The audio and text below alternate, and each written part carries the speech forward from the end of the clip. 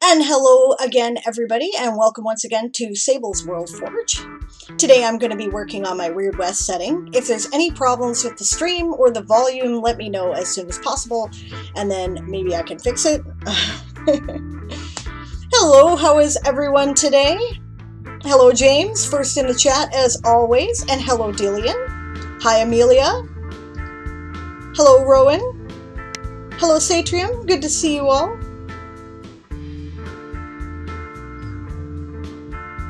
Everything looks good according to my monitor over there. So, I only got a couple seconds delay, it looks like, so we're good to rock and roll. Today I'm going to do some work for the costume challenge for World Anvil, and I'm going to do some showcases because I don't think we got all of them done. No, we did not.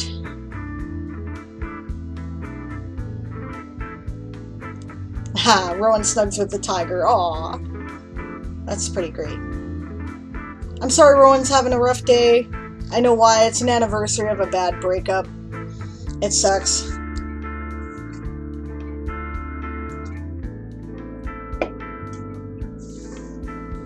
So let's see. James is here, so why don't I get started with that?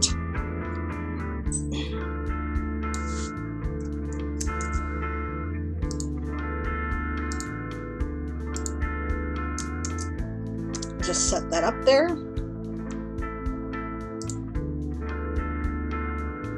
Am I audible? Just making sure everyone can hear me. My hair's a mess. What else is new?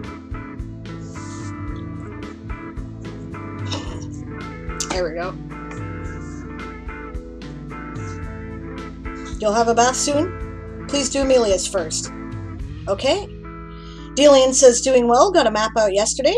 Excellent. So I've had a nice chill day of trying to remember how to web develop again. Yeah, okay, fair enough. Alright, we'll do Emily's first. That's totally cool. Let's do it.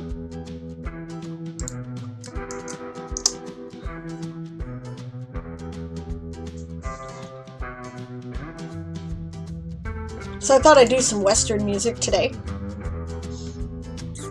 Alright, we're going to switch over to the sprint screen, and I'm going to start the showcase. But as always, feel free to use it as a writing sprint. I will be when I'm not doing showcases, so... How am I? I'm doing really well, and my mom's back in the hospital again, which sucks for Mother's Day, but we talked, so that was alright. My daughter phoned, so that was nice. None of the boys have phoned yet, but we'll see. Hello, Bob. Good to see you.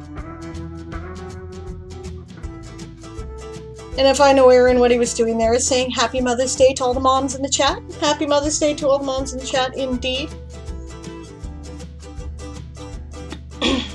Alright, let's get started, shall we? Okay, sprint screen on. Oh yes, I have to capture the window again. Because that's how you do, apparently. There we go. Alright. I really like the illustration. I'll say that right off the bat. I immediately get the sense of what the uniform is supposed to look like. I'm a little confused. I think this is a sword. I'm not sure what all the wraparound bits are about, but probably you'll explain. Also, I imagine that's the... I mean, that's Versailles, isn't it? Not a sword? You'll explain it? Okay, that's cool. In that case, that's good, because that would not work as a sword, so that is awesome. Alright. French Army Engineering Corps. And there is a French version, an en français version, if people would care to check that out. Oh shoot, you know what I forgot to do? I forgot to set up the stream closed captioning. I will do that right now. Just a second here. Let's see. There it is.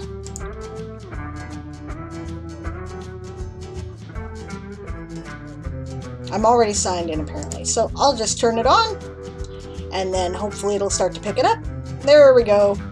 So if you're needing the closed captioning, feel free to refresh the screen and then it should work. I'm going to move this over there so that I don't accidentally click on it a bunch of times. Come on now, don't be silly. You go right there. There we go. Okay. Engineering Corps uniform. The most advanced military uniform in the world, incorporating state-of-the-art technology designed by our very own members. Enroll today for the chance to wear it. Newspaper clipping. I think enroll has another L, but that's all right. The Engineering Corps. Oh, just added the picture you're working on. Oh, okay, I'll refresh. No problem. Can do. I also love the background, by the way. I'm sure it's meant to imply magical energy, and it looks like that to me. I also like your CSS for the table of contents here. Does this thing still work? Aha, and this is the article table content. That's clever, I like that. Okay. The Engineering Corps is the most important corps of any modern army. Don't listen to what those battle mages tell you. Without us, they would all be dead. Sergeant. I like your emblem. That's really cool.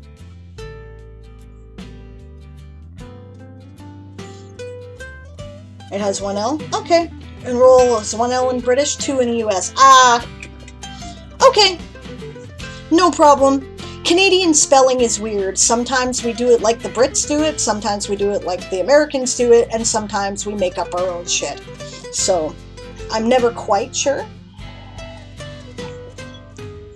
You know, depends on which version of English, whether it's got an S or a Z. Yeah. I might suggest that I overheard a bit of one of Greg's streams right before I went to bed, like a few days ago, and I think he thought that this had not loaded properly or something. You would mitigate that if you put a thick black line at the bottom as well. Just a suggestion. Looks fine to me. I'm just throwing that out there. Canadian 2, I presume. Yep. We didn't reshare the link today. Ah, thank you, Amelie. So yes, if anyone wants to read along, click on Amelie's link there. I was thinking to add something at the bottom to show that. Yeah, a thick line that's about the same width as this outline for the circle would work perfectly. Okay. The Engineering Corps is made of 4 types of battalions. Wards, set the ward systems during and outside of battles, and work to bring down enemies' wards. Yeah, that makes sense. Spell and counter spell to protect. Yeah, okay. Practical magic. I like it. Artillery. Firing at enemies with artillery, maintenance and transport of the artillery outside of battles. Cool. I'm going to turn down my volume a little bit. That music is a little loud for me, even if it isn't loud for you. Okay, alchemy. Maintenance of uniform and weapons other than artillery. Prepare ammunitions, research and development of new materials and equipment. Makes sense. Construction. Build fortifications, roads, bridges, and sap enemies' defenses. The emblem of the Engineering Corps is a flask to represent alchemy, a runic wheel for artifact crafting, an explosion for the artillery, and a dome for warding. Oh, I see. Okay. And yes, the construction battalions are still bitter at not being represented. Because the engineers are the ones who come up with all the new military technologies, we have a special royal dispensation to integrate them in our uniforms, even if we don't have the use for them. Ah, well, okay, so this is also R&D. All right, good stuff. I like the personal style that you're writing it as if this is a member of the military who is talking about it. That's cool. His Majesty King Lucian is the only monarch in Europe caring about his soldiers' comfort. Join the French army to join the benefit of non-scratchy armor that keeps your body always at the perfect temperature. Sounds great. Join us to wear the most fanciful uniform in Europe, clearly showing to everyone which is the superior nation. Newspaper clipping. By the way, another thing I overheard was, you know, Greg talking about how this didn't quite have a journalistic style, but I happen to know that yes, it does. It's just period journalism, which is incredibly bombastic, right? I have, do I have it handy? I have somewhere near here an old copy of a newspaper from Barkerville, which is a gold rush town from about that time, and it's been historically preserved and, you know, whatnot, so you can go there and kind of have immersion. I used a couple of pictures from it for my Wyrdwest inspiration, and yeah, the journalism was pretty bombastic. There was no separation of opinion and fact. Emily says, yes, French newspaper at the time were very fun. They all were. They all were like that. The Canadian newspapers were like that.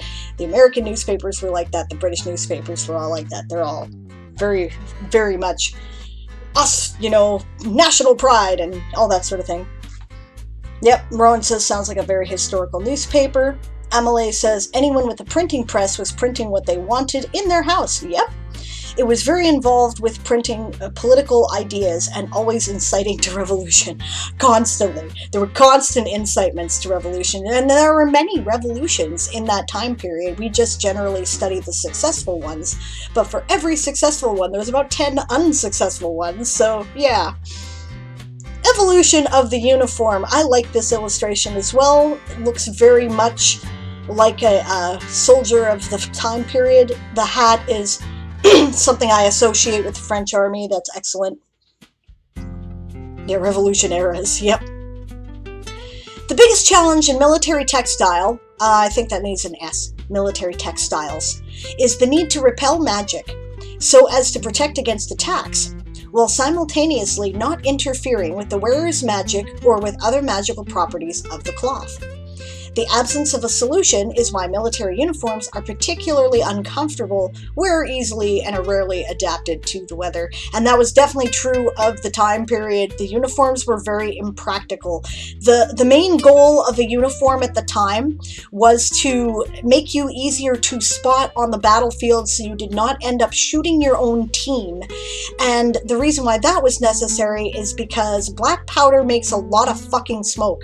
Furthermore, once it's been discharged, it also gathers fog because moisture gathers around the particles in the air.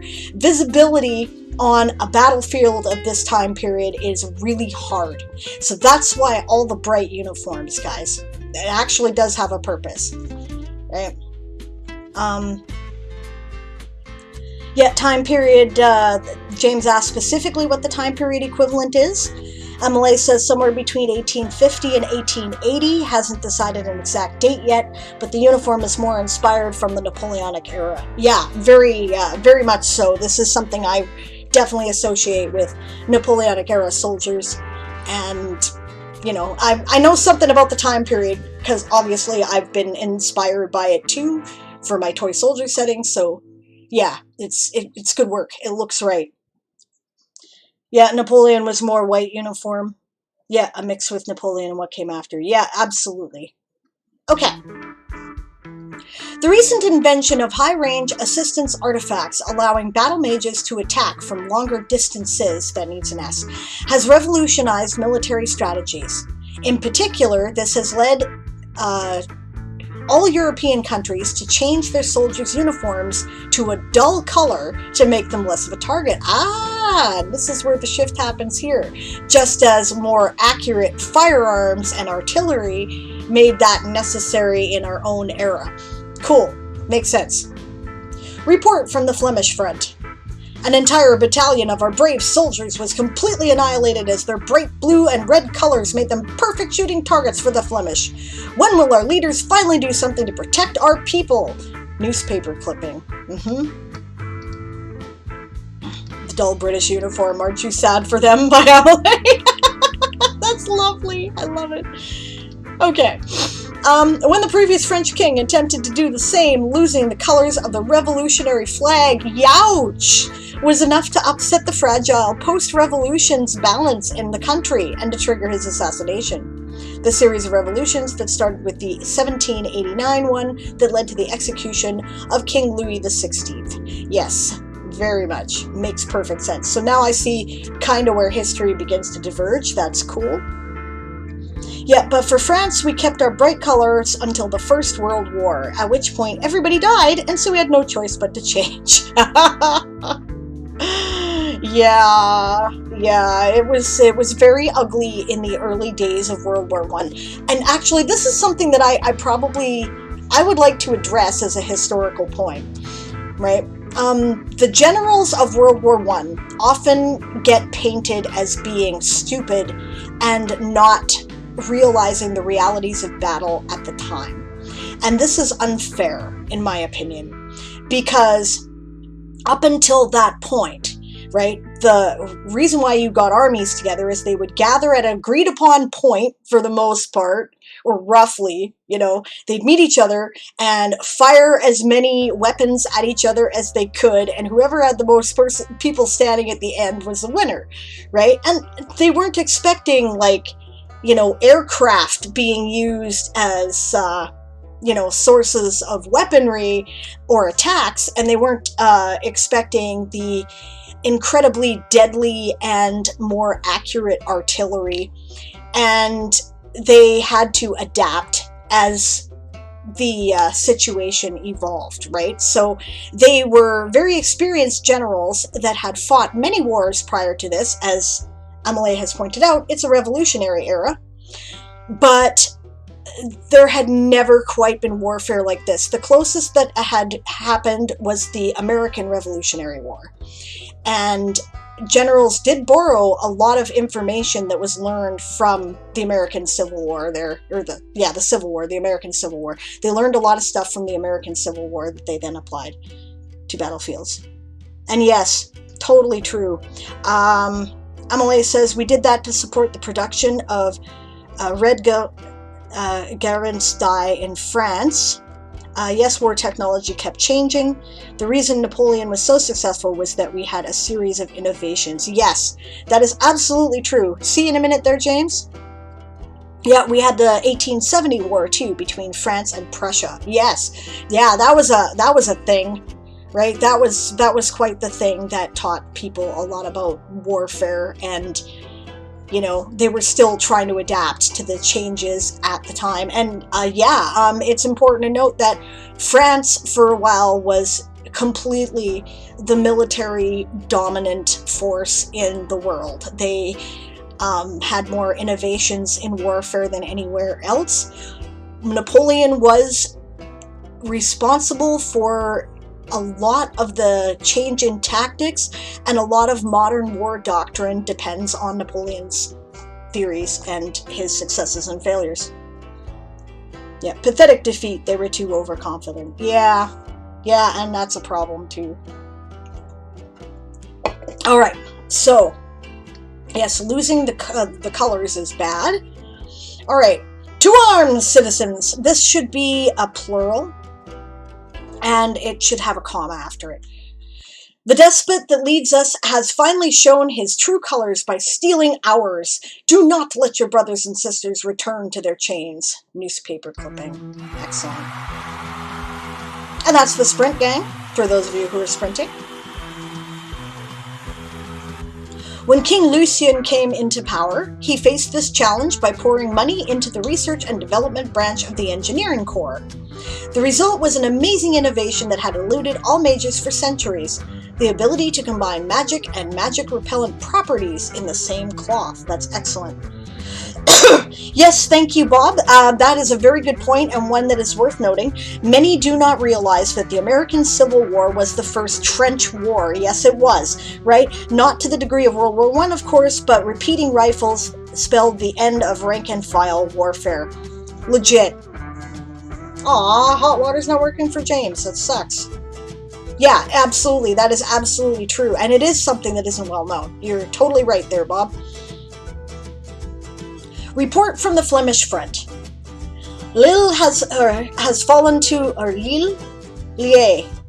Probably Lié. Has fallen to our troops just a few hours after the siege was laid.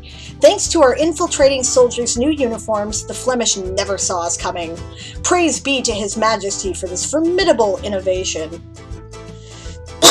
I was right the first. Lille? Okay. Cool. The elected king of France. There's a divergence of history that's interesting. And this is King Lucien. I love it, by the way. This very much bespeaks the French royalty and whatnot of, well, European royalty of that era. And I love all the fleur-de-lis. That's awesome. Okay. Material and technology. I love your research laboratory. That's great. Join our research and development team to learn state-of-the-art alchemy and weaving. Nowhere else in the world will you be able to learn these incredible techniques. Sergeant. The coronation painting of Charles the King, or Charles the 10th, one of the Restoration kings. Yeah, okay. I thought it looked familiar. Thank you for reminding me.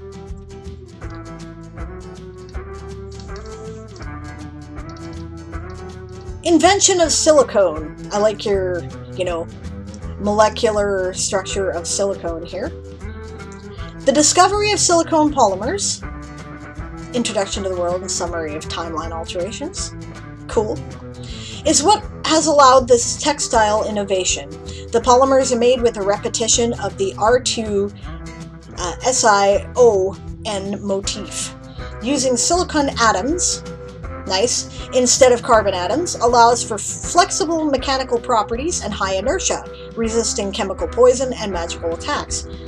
Yeah, fair enough. I mean, it would, wouldn't it? Different chemical groups are added in the R position to get different properties, with the research for the best ones still continuing. A property added at the king's insistence to keep the innovation from falling into enemies' hands is an R group that triggers the self-destruction of the silicone if it is not regularly exposed to a certain magic. Oh, that's interesting. Okay. I'm just going to double check my stream accuracy here. It looks fine, but you never know, right? Let me check my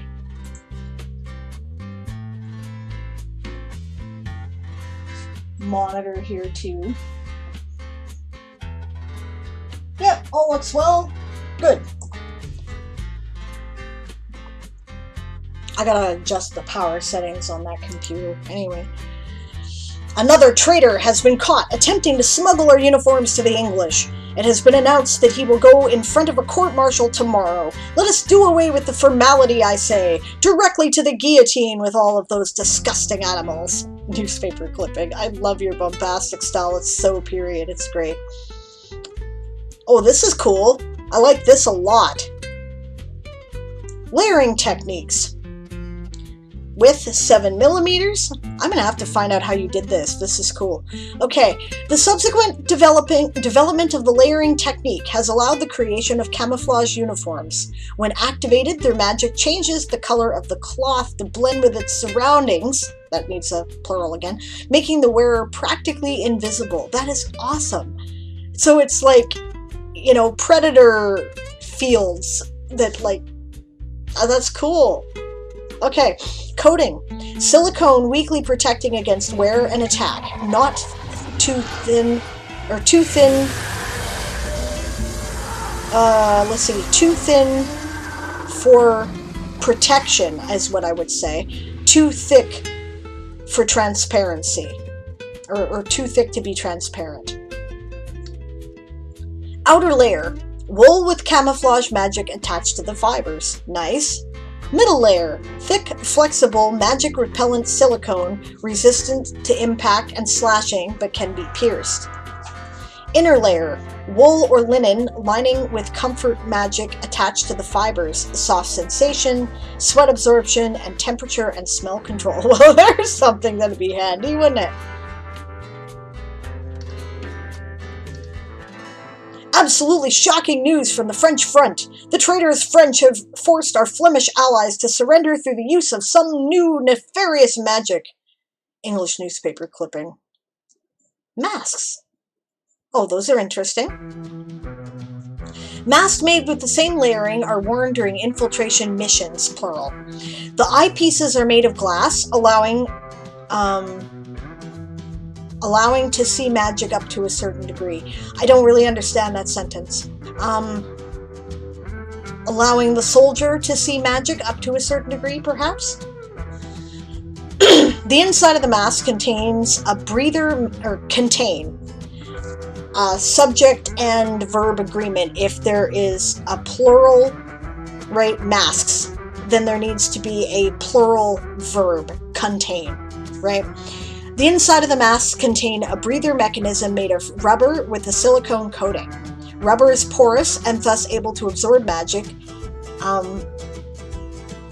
I would say that allows rather than makes, but it makes sense. That allows it to filter oxygen from other environmental gases and inject it into the breather.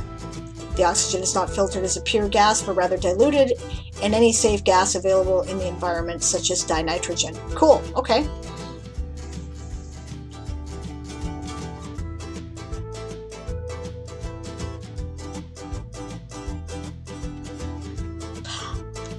Okay, I see what you mean there, Emily.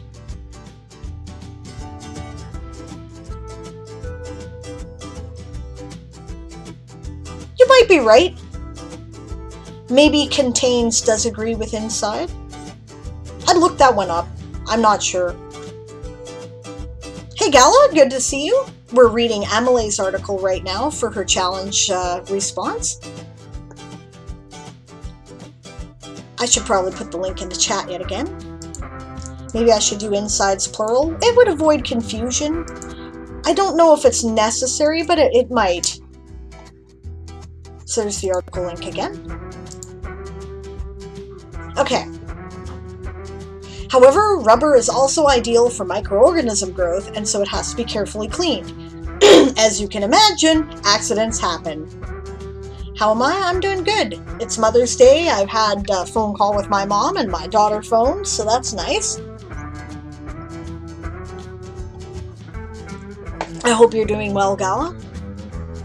Learn how to use your mask correctly. If the rubber does not form an impermeable seal against your face, you might as well not wear anything. You wouldn't believe the number of deaths we've had because of arrogant new recruits who couldn't be bothered to listen to instructions. Sergeant. Yeah. That sounds like a drill sergeant. That's great. Needle manufacturer. How cool. Set compass paint.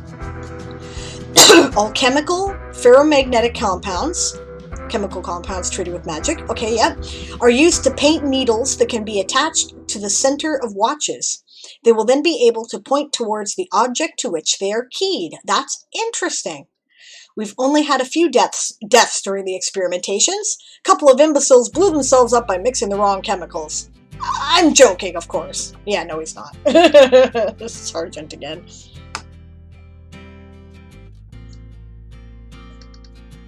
This is not scrolling for some reason. I may have to reload the page, apparently. Oh, there we go. Manufacturing process. I like the picture. That looks to me like a, period textile manufacturing system and yeah, dyeing. Okay. Most of our uniforms are made by local businesses. However, the pieces integrating the new layering technique are produced in state-of-the-art manufacturing sites in Lyon that are powered with the ancient magic released from coal. Yep, I'm certain they would see that as an alchemical process.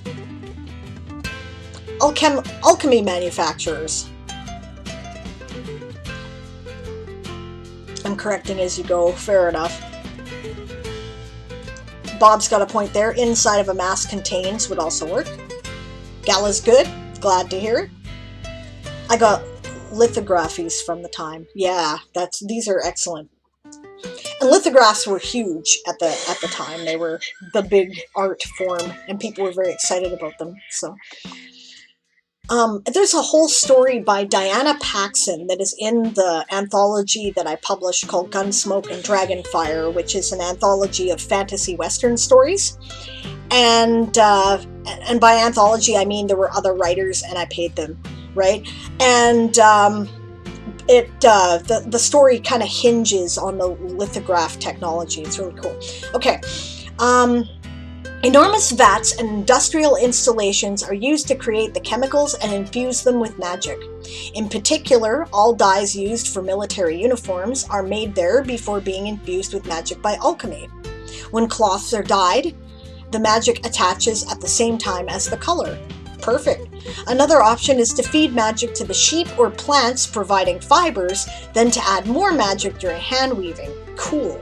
This has a prohibitive cost and is reserved for high-ranking officers, so don't dream.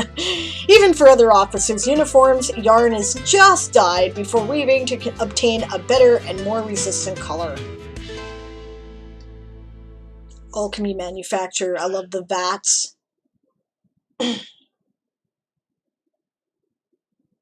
That's great. Cool. Scandal in Lyon. Because of the king's negligence regarding the safety measures at the military alchemy manufactories, it's manufactories, like factories with manu in front of it. That's where we get the word, right? A reaction went out of control and threatened to engulf the entire city. Although I'm sure it came from French. Anyway, like half the English language. Anyway, okay, by miracle, young Lieutenant General Lucien Esseline was able to set a filtering ward over the whole city, breaking all time and scale records in the process. 200,000 individuals owe him their lives. Newspaper clipping. I really love this description of the practical use of magic in society. I have a real interest in that as a subject. I feel that in a world where magic is commonplace, they would use it in the place of the technology we use now. You're giving me multiple examples of this, and I think it's excellent world building. Textile manufacturers. Love it. Love it. Big textile manufacturers do all the weaving, dyeing, milling, and sewing required for our uniforms. Uniforms are pre-made in 4 regulation sizes, although officers have theirs adjusted by a tailor. That's my goal with this novel. That's awesome. You're doing a great job. I'm in it. Fabric variations. Love your... okay, good choice of an unsplash picture. I really get the sense of the weave. That's fantastic. Okay. The fabric used for uniform confection is highly variable. The winter version is made of wool with either softer wool or linen linings, while the summer version is made of linen. That's sensible. This looks like wool to me. Woven wool. Building up on its own natural properties, wool is better at retaining the following types of magic: warming up, flame retardant, and water repellent. Well, that makes sense that magic would simply enhance the natural properties of the fabric already. That's cool. Linen. Building up on its own natural properties, linen is better at retaining the following types of magic: wear resistance, refreshing, soft sensation, sweat absorption, dirt repelling, and antibacterial. Awesome. The exact type of cloth depends on the local availability at the time of the order. Chiefs of regiments, plural, can order different cloth types depending on their preferences. The quality and fineness of the cloths. Do you mean that? The cloths? Or are you looking for fabrics, or are you looking for clothes? Either way, is lower for ordinary soldiers compared to officers. Yeah, of course. Very typical time, right? An important point when carding and milling increase magical retention. Yes. And I know what carding and milling are, but I appreciate the fact that you've provided the tooltips. Carding is a process that disentangles, cleans, and aligns yarn fibers, thus making a softer cloth. Milling is a process that gets rid of oil. That needs a plural, and gets rid of oil and impurities and makes, again, that needs a plural, the cloth thicker and softer. Awesome. Emily says, since the MC is an engineer, I want to focus on all the technologies made with magic. That's awesome. Cloth and fabric are kind of synonyms, aren't they? They are. Hello, Cycle. Good to see you. Welcome. We're reading Amelie's challenge article right now. I think we're getting pretty close to being finished, but it's lovely. Linen and hemp. Linen. Linen is made from flax or hemp plants. Hemp gives a coarser, more resistant, and cheaper linen used for common soldiers' uniforms, while officers' uniforms use flax linen. Yeah, and it was very common to use the hemp linen at the time. They used it for a lot of things. Hemp was also used in the making of the all-important ropes for sailing ships. So the quality of the linen also varies depending on soil composition and care given to the plants. For example, one of the cloths used for common soldiers is toile rousse, a very coarse linen produced in Picardy. Cool.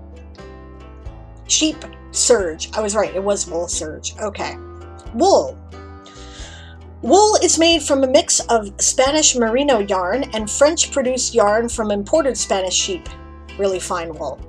The fibers are woven, is the word you're looking for, to give different types of cloths. Broadcloth, outer layer of the coat, waistcoat, trousers and gaiters. A wool that is plainly woven wide, then heavily milled to reduce it to required width, resulting in a denser yarn with individual fibers bound together by felting. It is highly weather resistant, hard wearing, and does not need to be trimmed. That's what you should say, not do. But serge, linings. A wool with a twill weave, singular weave there, which results in differences in the facing and back of the cloth, in contrast to plain weaves. Awesome. Tricot, broadcloth alternative. A wool that is twill weaved, coarse cloth that is napped and shorn after milling to give it a smoother back. It is lighter weight than broadcloth. Superfine Blicour Kadi, linings for officers' uniforms. A serge that has been milled to make it thicker and softer. Wonderful! I love this description. I may steal that kind of detail. That's great. Uniform design. Aha! We have the inevitable blue and red Paris flag, French flag, the tricolore. Awesome.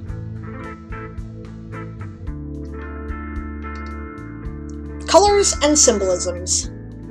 The uniform uses the colors blue, white, and red, which have long been associated with France. Yep.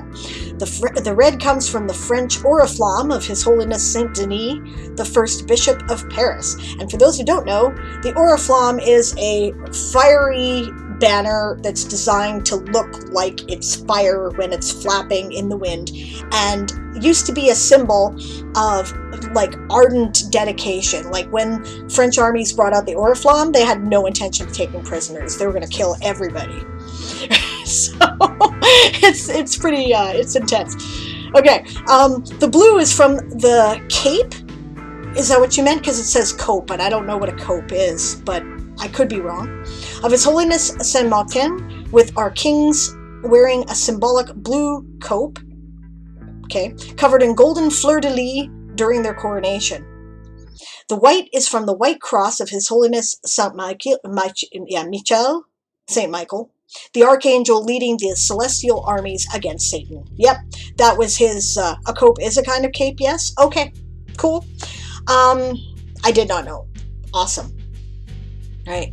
Yeah, that's in like some traditional Western ritual magic, which comes mostly from French, English, and German Renaissance traditions, right? Saint Michael had a flaming sword, and he used it to lead the armies of heaven. So, yeah. We adopted this symbol during the 100 Years' War in opposition to the Red Cross of the English, yep, and to symbolize that God was at our side. Do you want to capitalize God in that sentence, or did you prefer to leave it uncapitalized? And that's the sprint.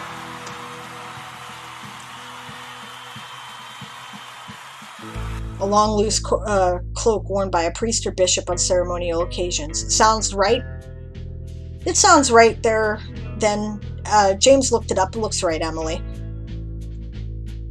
A short, just over the shoulder cape. It's a religious vestment. Ah, those. Okay. Gotcha. All right. Yeah. We adopted the symbol during the 100 Years' War in opposition to the Red Cross of the English and to symbolize that God was at our side, fighting against the evil English. Yeah, God capitalized should be better for the time period. Yeah.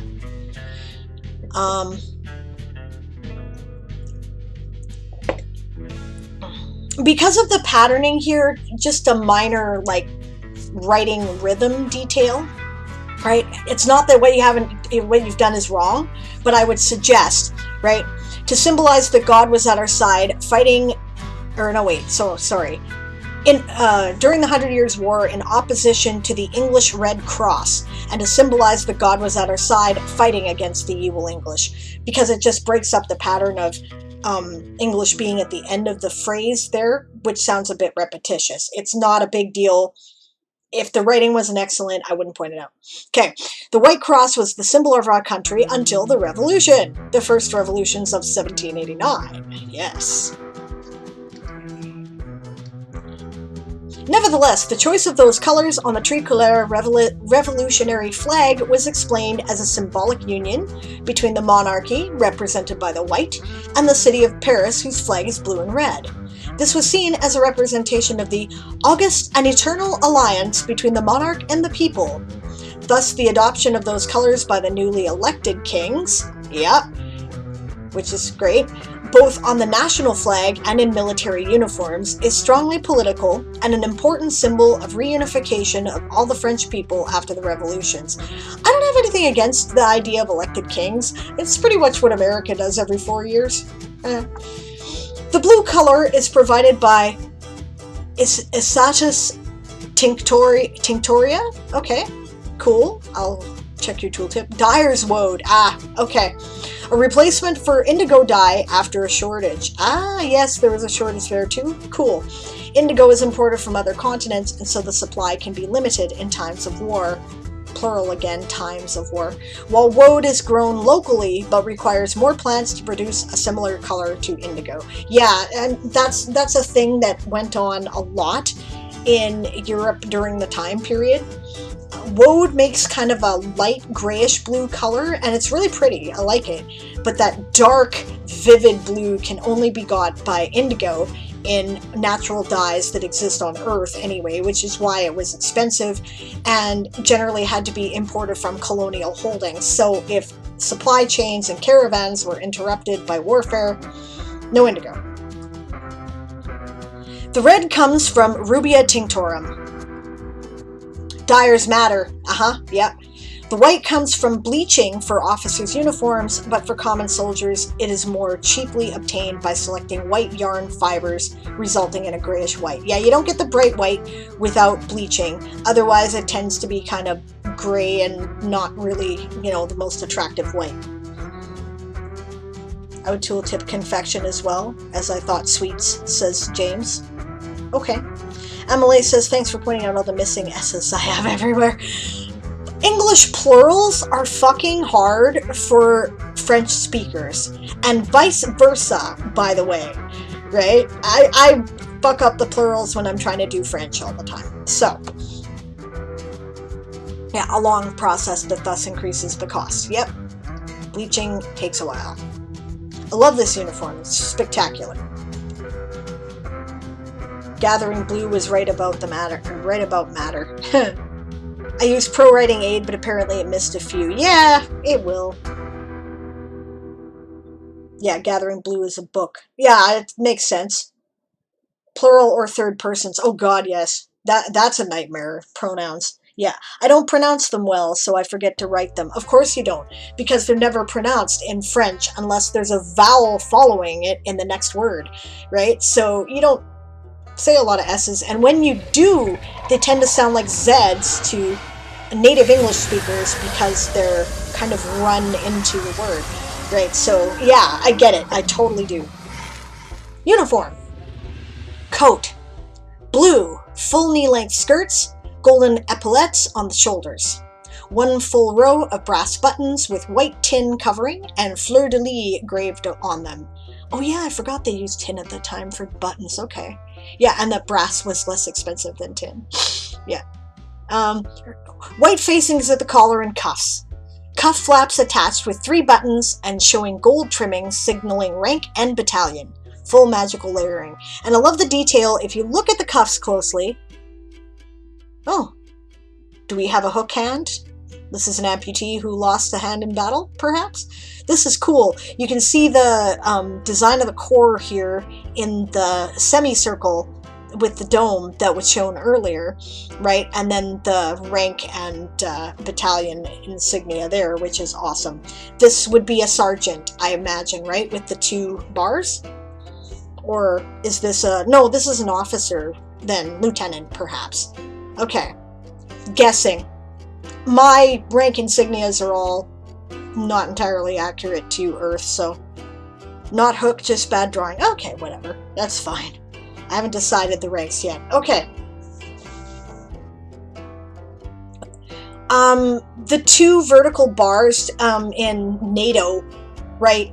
And it comes originally from, I think, British Navy symbolism is symbolizes lieutenant generally, or lieutenant, or, you know, lieutenant, as we say in Canada. Yep. Waistcoat.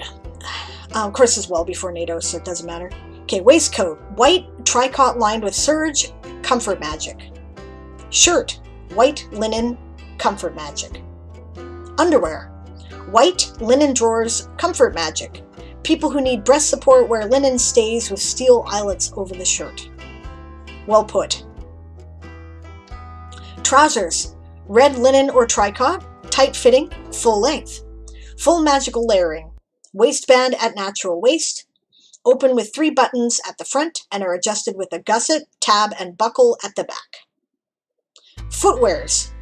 Footwear, singular. Black leather gaiters. Leather shoes with studded soles. Do you mean soles? Studded soles? The bottoms are studded? Because, yeah, this is about the time, if you've got rubber being used in the mask, that pretty soon they'll invent tread, right? Which came into effect with rubber-soled boots, but they probably haven't done it yet. And prior to that, if you wanted traction, you needed to have studs on the bottom of your shoe, right? I have somewhere a set of medieval shoes, and basically they're suede, tied up to be held together so they stay over my foot, right? With a thicker piece of leather on the bottom that has little kind of flat metal studs on them. Really interesting. It was sole, yeah. Okay. Emily says, I put footwear's plural because it talks about both the gaiters and the shoes. Nah, we'd still singular it. The footwear is plural in English already. Yeah. Yeah. Okay. Awesome. Fastened with leather thongs, and that needs an ED. Fastened. I think. Yeah. Comfort and wear resistance magic. Gloves. White. Full magical layering. Like the white gloves. Very sharp. Hat. Red with a white border. Full magical layering. Practical. Serves the function of a magical helmet then. Mask. Midnight blue color. Or midnight blue black color, full magical layering. Yeah, I think. Makes sense. Sapper's apron. Leather worn on top of the coat. Useful. Good that sappers have a... Sappers have more use in warfare for a longer period than anybody realizes. Parade uniform. Oh, that's spectacular. We have hose, right? We have, sharp-looking shoes with heels. We have a blue waistcoat. Spectacular. Looks great. I agree completely with Moon. You're doing really well with all the detail and everything, Emily. I tried to put everything I would need for the novel. Well, this is great. Parade uniform. Coat. No magic. Skirts open. Yeah, why? You're not going to war in that, right? Skirts opened at the front. Lapels folded to show the white facings. Decorated with golden braid. Nice. Golden epaulettes on the shoulders. White waistcoat embroidered with gold. This looks very Napoleonic to me and reminds me of some of the higher officers in the British Navy at the time. Really nice. Except for the bright red, of course, right? So that makes it look very French. That and the hat. It's just, love it. Beautiful. It's a beautiful... Yeah, Barbarossa would be proud. Yeah, he would. I think he would really like this. I hope he's seen it. Breeches, stockings, and footwear. Red tricot breeches lined with linen. White wool or linen stockings and gathers. Black leather shoes. I'm going to steal the materials information from you for my Navy uniforms, by the way. I'm just saying. I'm stealing it whole hog. Not the magical treated material. That's not something my guys do. It's not an available technology yet in my universe. But the you know, details about the tricot and the linen and the wool, really cool. I copied the design from Louis XVI times, so just before Napoleon, at least the coat. Yeah, yeah, spectacular, looks great. Rank and battalion display. Cuff carries battalion emblem and rank through a system of bands, stars, half moons, and suns. I use very similar kind of stuff for my rank insignias, not your alchemy symbol, nothing like that, but a combination of crescents in the place of bars and stuff like that. So, oh, awesome. Okay. I copied all the material from Napoleon's army. I can send you the book reference. There's a list of everything they were buying, from where, and price. That would be brilliant, Emily. Thank you very much for that. This is really awesome, the breakdown and comparison, and what elements are common to both uniforms. Very sharp. Stays, drawers, and stockings to be added. That's fantastic. Accessories. Now we're getting into those magnetic needles. Watch. Ordinary soldiers' watches are made of brass, while officers' watches use more precious metal depending on rank. Gives time so as to coordinate attacks. Yep, everybody had to synchronize their watches. That started about this era. Indicates the north. Yeah, because the compass is built right in. That makes sense. I didn't even think of that, by the way. I think that's a great idea. Build the compass right into the watch. I don't see why that wouldn't work. It's clever. Special needles attached to its center point towards the object to which they are keyed. Most often the watch of a soldier's direct superior, and indicates its distance. The needles are reset regularly in case a watch comes into enemies' hands. An important tool for spies, infiltration troops, and sappers. Yeah. Bars only are boring, aren't they? Yeah, they kinda are. Yeah. If they're giving out awards for this, you should get one, Amelie, says Rowan. Yeah, this is going to be hard to beat. I'm not sure if it's actually possible, compass plus watch, but I say magic. Yeah, I don't see any reason why it shouldn't be. You would just attach the watch facing, right? And then a really thin layer of glass, and then you could have the compass function as a normal compass does above it, probably. I think. Yeah, Bob's got a point there. Compass in watch will work as long as every bit of the watch movement mechanics is non-magnetic. Any iron will mess it up. So brass would work. Mechanical timepieces may also lose or gain time when affected by strong magnetism, though it is not as much with quartz timepieces, points out James. Yep, fair enough. But that was typical of everything at the time, right? So, close enough. Weapons. A blood magic dagger, an axe for sappers. Oh, it's a dagger, okay. Oh no, a screw-like drill, that's what it is. And rolled bands of magic repellent cloths for warders. It's just hard to see in 2 dimensions, that's all. Yeah, sure, it does look like a drill. Bracelets. Several bracelet artifacts worn on each arm, metal and function varying depending on soldiers' missions. You have to be careful with that. It's the only thing I have any critique on as far as design goes. Make sure they're really tight-fitting and that they're not generally made of metal, right? Because otherwise they'll, like, if they don't cut off circulation a bit, they'll slip around and they'll get caught on things, right? So, and it would also mess up their sleeves. Having worn a greatcoat, I know. I had bracelets too. I stopped wearing them for that reason. Okay. Knapsacks and haversacks. You need there's something wrong with your tooltip link here, just so you know, because tooltip shows up. Knapsacks have 2 straps, while the haversacks has only one. You should say have. The haversack singular is smaller, or haversacks plural are smaller and worn below the knapsacks. Yeah. Oh, good point, says Emily. Yeah, Bob says, unless there are tabs on the coat sleeves to attach the bracelets to fix places on the arm. That might work too. I just corrected that, I think. Okay, cool. Eli says, hi, Sable. Happy Mother's Day to the mother of bunnies. Oh, well, that's sweet. I never thought about it in that context, but thank you very much, Eli. Happy Mother's Day to you too, whether you're a mom or not. I don't think you are, but, you know, thank you very much. It's really nice. Really appreciate that. Okay. We're looking at Amelie's article on uniforms for her French engineering corps. Yeah, it's a broken tooltip, Bob. I was babbling, but I did already mention it. You're our mom now, Sable. Amelie, damn it. I don't know about this. Also, yeah. Thank you, Emily. It's really nice. I really appreciate it. It's sweet, guys. Okay. Made of cow or goat skin with the hair worn on the outside and reinforced with wood. Ooh, neat. Contains, yeah, another mistaken tooltip here. Yeah.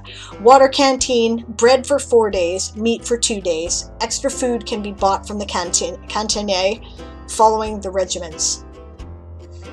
Rations, you need a space there, and personal items, and a blanket is rolled on the top. Yep, might need to sleep sometime. Maintenance. Solution to clean your military uniform. Cool. Keeping uniforms clean is difficult when on the march or after battles. Soldiers have tools with which to do basic mending. Yep, that was standard issue. They can also pay the cantiniere following the regiments to do their sewing. They can also, of course, you know, the poorer you are, the less money you have for that kind of shit, right? So common soldiers never did it. Tended to be more the officers. Yep, Sable's adopted all of us whether she likes it or not, says Eli. I love you guys. I'm happy to adopt you. This is cool. I don't mind being group mom. It's fun. And Lappin for life, indeed, James. Thank you. Okay. They can also use chalk and blacking to touch up the white and black of their uniforms. Yeah, regular cleaning, however, is challenging because of the lack of access to water. Yeah, always a problem in armies on the march. To this day, right? But also because strong detergent or magical cleaning degrades the magic silicone and fibers. That makes sense too. You wouldn't want me for a son? That's alright. That does mean you have to put up with me though, Sable, says Stretch. James, you cannot be more of a terrorist than my son was. I can handle it. He is his father's son. There's no question about it. He's a, you know, he was a growing concern. We'll just say that. I love him, but I woke up one morning to stop him from setting fire to the carpet. This is, yeah, it's fine. Okay, thus uniforms have to be washed. You need an ED there. With a soft, wet cloth and with the solution specially provided. In addition, the silicone coating wears off easily because of the stray magic present on the battlefield, and so it needs to be reapplied regularly or the camouflage layer will be damaged. That's interesting. So this is like a magical protection and preservation solution. Carrying enough of that shit to make the uniforms function is a really neat limitation you have applied to your army. This is going to require extra pack horses, right? Or if we're in the era of like APCs, I don't think we have APCs yet. We might have tanks. You're going to need that too. That's really cool. Moon says, I'm a bit awkward speaking that I think of all of Sable's kids are older than me. Yes, I think they all are. You're 19, right, Moon? Or are you 20? My son, my eldest, turns 30 this year. No, actually, no, that's, okay. And that's the sprint, by the way. My informally adopted daughter is 32. My nephews, who are also my boys, are like, well, they're in their mid-20s. Right, and there's two exceptions though, right? There's Leo, our non-binary child, who is 17, and Faye is like 15, so yeah. 16. I'll take a picture of my room, says James. I don't care what you... Okay. The rule if you lived in my house would be, I don't want to smell it. There better not be mold. Other than that, I don't care. I'm a horrible housekeeper, okay? Moon says, at least he wasn't my brother. He was setting fire to someone else's carpet. Yup. That was fun. About to be 20 in a month and 2 days. Awesome, says Moon. Amelie says, I'm 30, so the right age. Yep, perfect. You guys are all in the age range here. APCs were FWWF, First World War, yeah. But they weren't in huge use yet. They were still using horses and pack trains in most of World War I. APCs existed, but I don't think they were in broad use. Okay.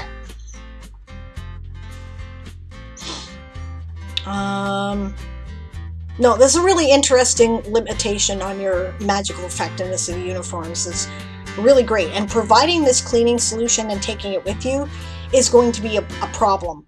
And if I were an enemy commander, I would make it a goal to sneak up on these guys at night and, you know, trash the cleaning uniform, cleaning stuff, right? Which of course they know by now is needed because military intelligence has been actually really good since the Napoleonic era. Those guys were kind of the guys who invented modern intelligence as we understand it, modern military intelligence, and the way in which we gather information. So yeah, that's what I would do. I'm 32, says Eli, so right age range 2. Yep, totally. Stretch is 41, 42 in 8 days. Yeah, so no, you're in the parental age here. You're not that much younger than me, hon. So Satrium's 24, also within the range. James is 29, yeah, that too. Amelie says it's a new technology for now, but enemies are starting to catch up. Yep. Stretch really does have a younger face, it's true. Yeah, nor does he act his age. Also accurate. Yeah. Alright. Don't forget to clean your uniform if you don't want to end up like Maurice. Maurice was a young soldier, very brave on the battlefield. Maurice thought that washing and maintenance was for civilians and below him. Maurice did not properly take care of his uniform. Dirt made Maurice's camouflage spotty, and he became a nice big red target for the English. Don't be like Maurice. Sergeant, I love it. I still get told I have to be over 60 to do stuff. So did I. I got carded going into a strip joint when I was 35. I was very pleased. It was great. I think I have a younger face than my face too. It's just that I let my gray get out of control, so, you know. But, you know, I'm still obviously not a kid anymore, and I'm cool with that. That's fine. I don't mind looking like everybody's mom. That's totally cool. I'm in about the Aunt May in the Spider-Verse range right now, and that's a good age to be. It's cool. Yeah, I am the big 5-0 this year, says Aaron, which is absolutely true. Yeah. James says, or Emily says, I got carded when buying alcohol-free beer for cooking until 2 or 3 years ago. That's hilarious. I said you were mid-30s before writing Game of Thrones episode, or season 1. Aw, you're sweet, James. High-ranking officers have to inspect the troops weekly while waving the artifacts keyed to the middle silicone layer. Failure to do so on time. Waving? Okay, I'm not sure what you mean by waving there. How does that work? Failure to do so on time will result in the whole clothes dissolving without leaving any trace. Ah, okay. They hold it up and go, I got it. Yeah, okay. Don't be late. That's the get back to work growl, by the way, if you're sprinting. Don't be late to inspection if you don't want to end up naked ass in front of the whole regiment. Yeah, that would be kind of embarrassing. That's hilarious, Moon. Moon says, I'm terrible at telling ages, and I forgot how old you were, Sable, so I rolled a die, and you're 46 in my fanfic Game of Thrones. I am 46, actually. That is accurate. I turned 46 this March. So, awesome. I love this picture, too. Impress Civilian by Amelie. That's great. Oh, you're so handsome. It does look sharp. Yeah. Wave something around, like moving it. That makes sense. I think about it as a kind of big stick they have to move in front of the uniform. Amazing rolling skills, says Amelie. The dice were right, says Moon. Yep. The army pays for the uniform and maintenance after battle. Yep, it would have to. However, it is damaged outside of battle or a piece of equipment is lost, soldiers have to pay for a replacement. I could certainly see some forward-thinking people, like, trying to pack away a camouflage uniform to use in the future in case they should ever need it. I've known enough soldiers to know they will take the most amazing shit home and it will just disappear off of the manifest, right? Like, well, I don't know, I lost it. You know? Weapons in pieces. Some guy stole a whole tank once. I'm not making that up. Yeah. Emily says, I forgot to add the epaulets on that uniform. Well, yeah, okay. Do they need it all the time? Yeah, I guess they probably do. They keep losing stockings, apparently. And some other stuff, too, just to make place for loot. But they were not stealing it, just throwing it away.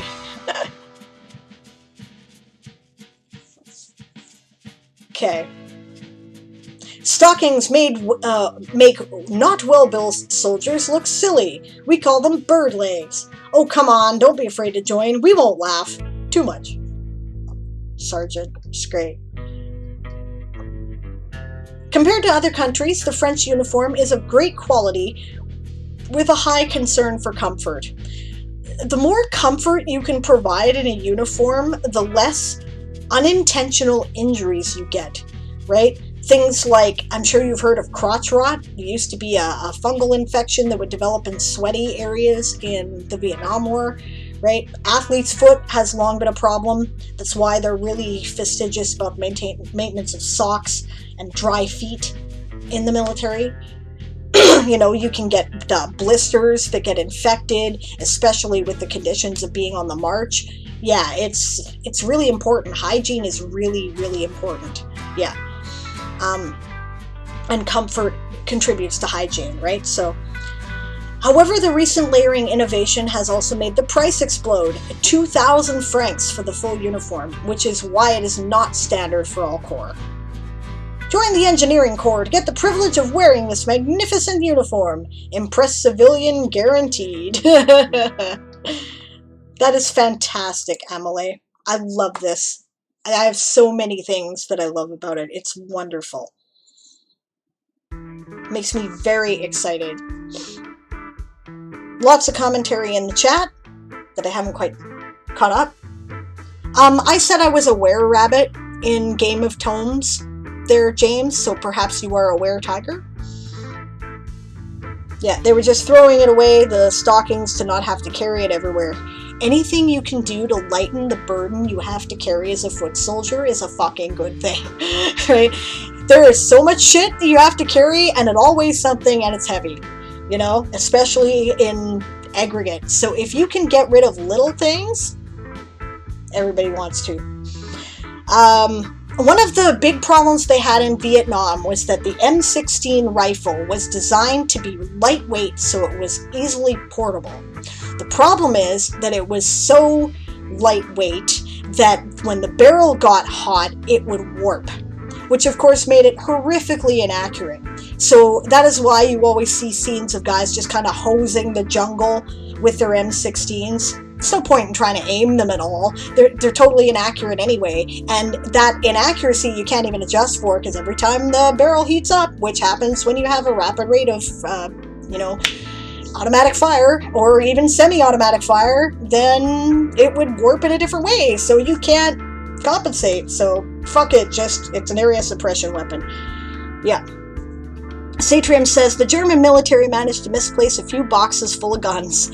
I think it was about 100 machine guns, if I remember correctly. Yeah. And they might have actually misplaced it. Somebody may have made a typo miswriting in a ledger somewhere, or maybe it actually really disappeared, Moon says, my fanfic world has a lot of fantasy races. Feely folk, cat people, good name. Trolls, demons, kitsune, etc. Stretch agrees with the military disappearing of things. Yep, that does happen. Know enough ex and current military myself, or they sell it and buy their own kit. Yep, totally true. Amelie says, uniforms from Napoleon's army were really luxurious looking at the time. People were very proud of wearing it. Yep. Buying their own kit was accepted at the time, I think, given how much had happened. I don't know about the French military of the time period because I have not looked it up. But in the English military, part of the problem was that everything outside of your basic fucking work clothes you had to pay for, right? So officers were expected to purchase their own uniforms. This led to situations like, if you read C.S. Forrester, the Horatio Hornblower series, right? At one point, he could not afford his epaulettes. They're very expensive. They're made with like gold thread, right? So he had to save up and buy them. And even in Patrick O'Brien's Master and Commander books, Captain Aubrey, when he was first commissioned to captain, could only afford one epaulette. So he bought the one because he was entitled to wear it, so he's going to have one, and then he had to save up and buy the other. It was really kind of, yeah. Now, of course, the military provides all that shit. Moon says, ugh, I know the warm and sweaty area fungal infection all too well right now, and is not pleasant. Yeah, it's a human problem, right?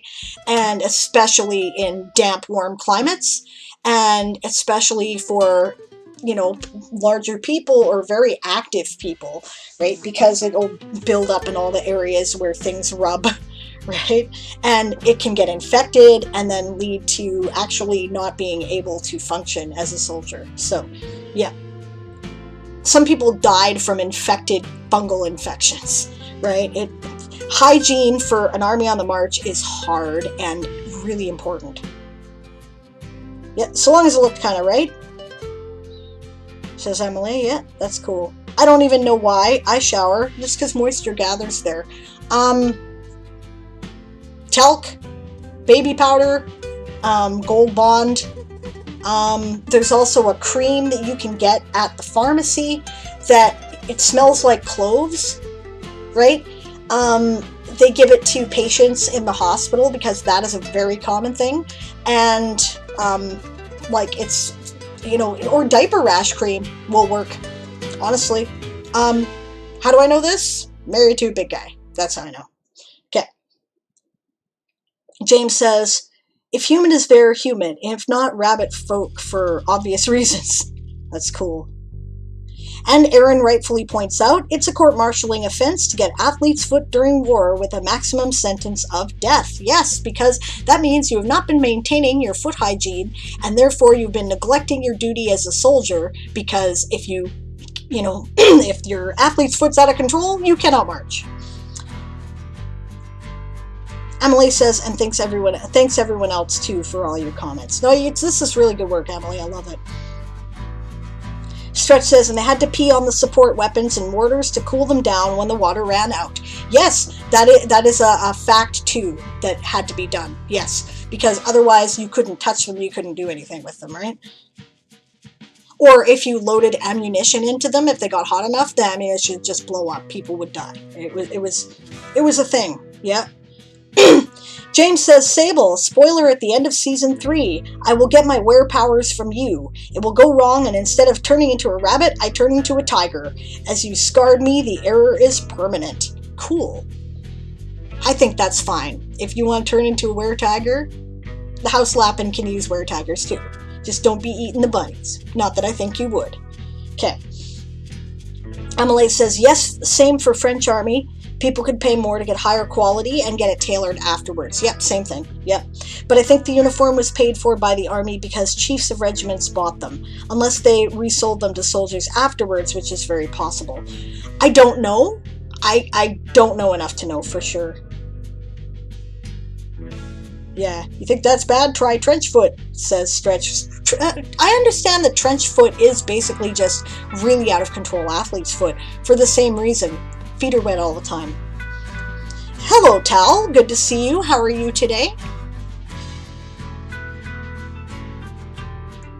Yeah. Moon says, I got an antifungal cream and some sort of ointment by prescription, but they aren't working. Apparently, it must be a resistant strain.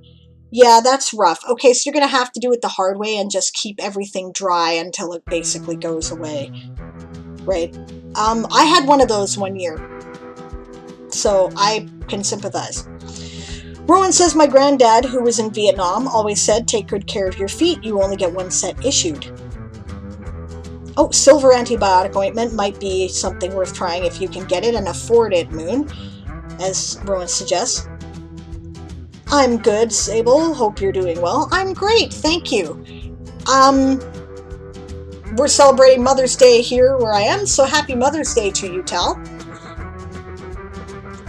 Moon says, Dr. Fuckery is going on right now, so you can't do much in terms of prescription stuff. Been there. James says, I'm going to write it as you guys freak out like I don't speak properly. I think I'm speaking English, but I roar instead and wake up collared in a cage as you guys got scared. Okay, I could see that. We are buddies. Oh, thank you very much, Tal. Yeah. Alright, so where are we at here? My sprint timer says 3 minutes.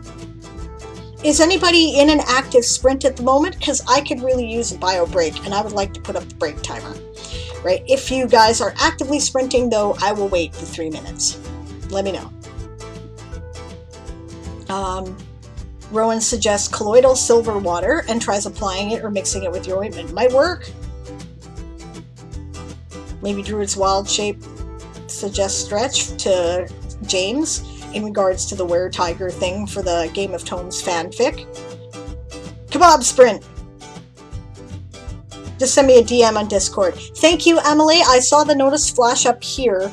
I don't have Discord active at the moment on my main computer, though, because I don't want anything to interfere with the stream.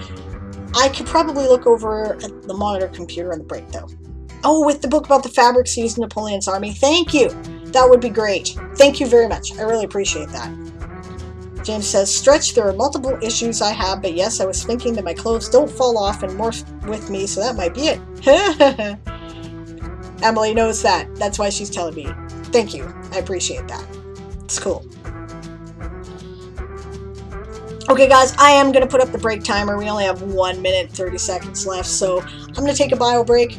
I will be right back. I'm going to do at least some work on my challenge today. So I'm going to do that for the next sprint or two after that, and then we'll read one of the other showcases, okay? See you guys in a minute.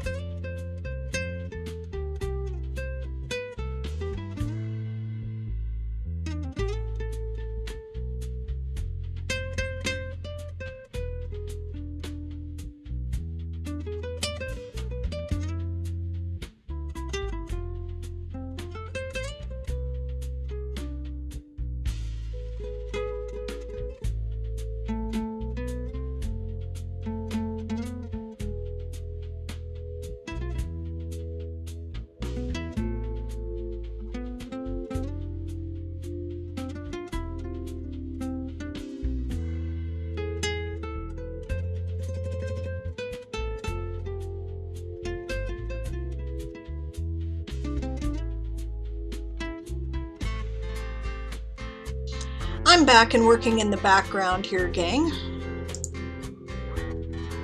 I had a couple of slow frames apparently, but I guess it's not anything that's too big of a crisis. This is clearly not obeying the instructions I just gave it.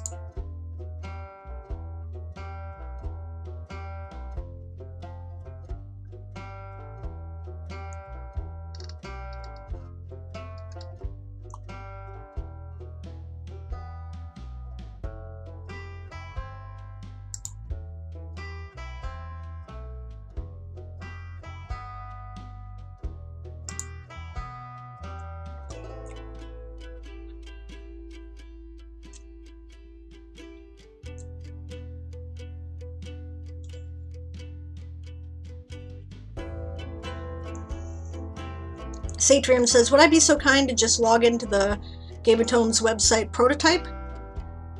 I think I messed something up. The authorization's gone again. Yep, I can do that.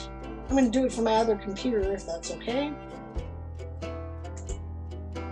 Because I've got the link handy there, and otherwise I got to open up Discord and log in with Twitch.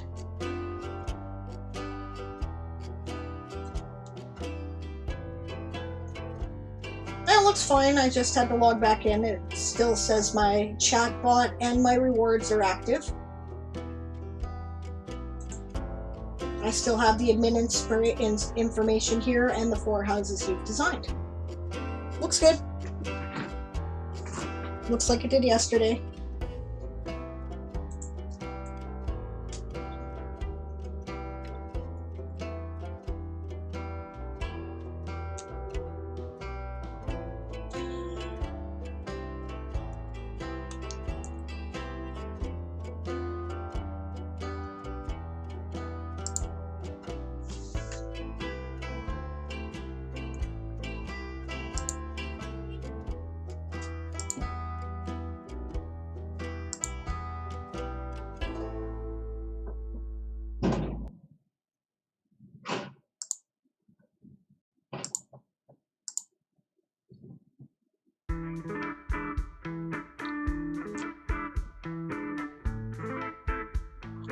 Thanks. Yeah, my end was still working. He says just the authorization by Twitch was gone for some reason. Need to investigate that. Weird. Is Macaro in the chat today? I want to know if we should be looking at his work in progress uniform. And I haven't seen Daz at all.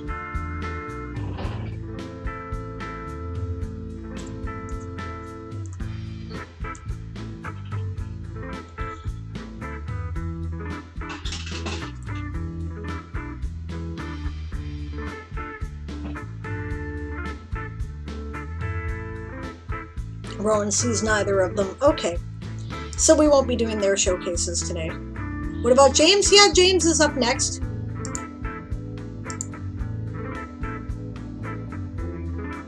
Daz might be having internet troubles again.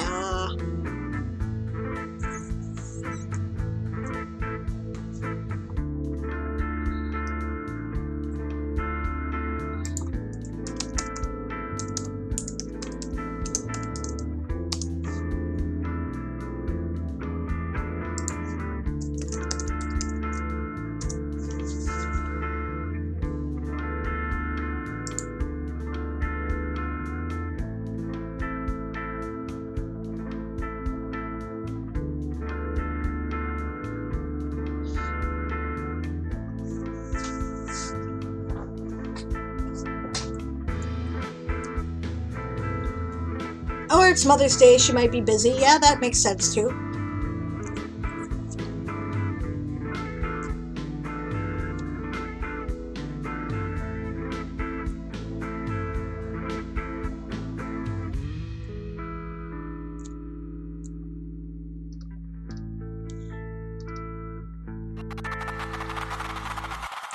Alright, that is the sprint.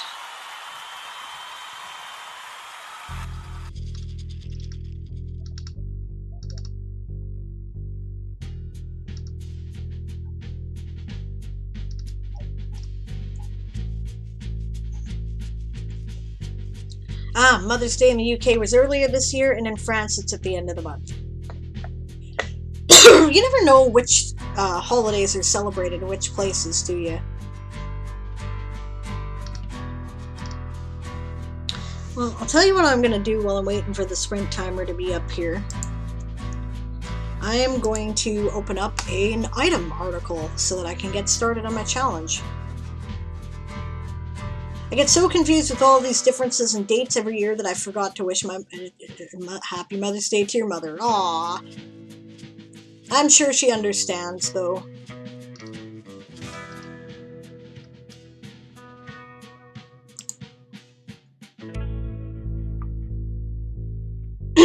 It's up? What's up?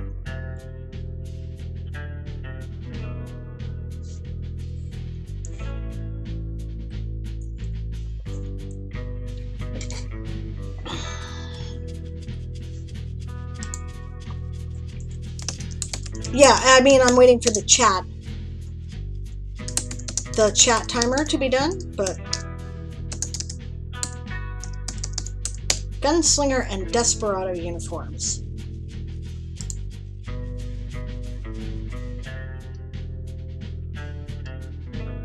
Armor, not really. Clothing, accessory, I suppose.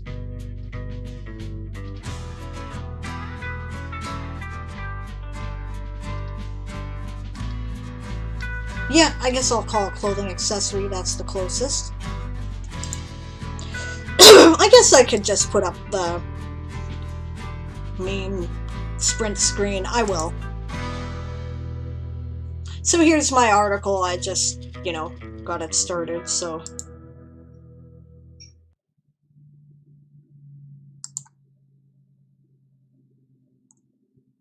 I just looked at that. Thank you. So babe, my computer's not recognizing, my laptop is not recognizing my power settings. It's shutting everything off after a couple minutes, and then I have to log in again in order to look at things like my stream manager, which is a pain in my ass. So if you could get a look at that later, that would be helpful. Thank you. I'm sure you will. Okay. Back to my article here.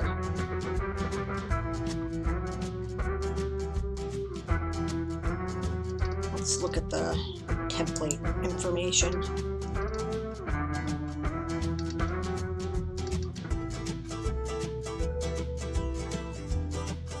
Yeah, I figured you would. I mean, I found the thing that said settings. I said it. Just didn't listen to me.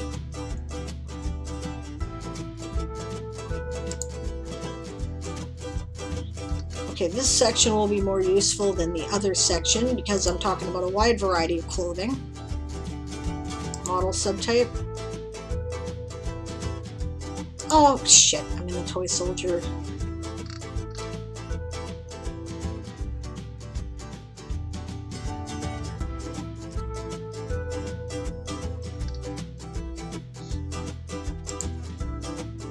Well, I mean, it's probably just easier to delete this.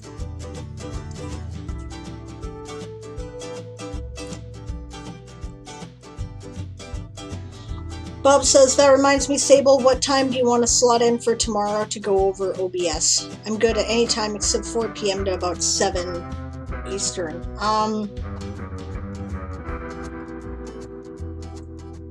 Let's see.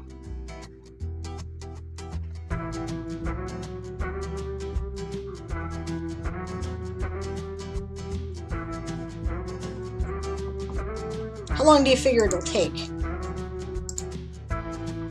because it might be easier for you if we meet in the morning. Well, my morning. But I'm never good in the morning, so...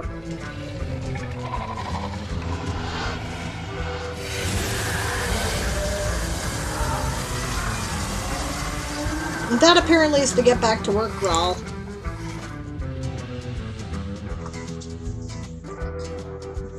I guess it's not shutting down my timer when I switch screens anymore. Well, actually, that's kind of helpful. Okay.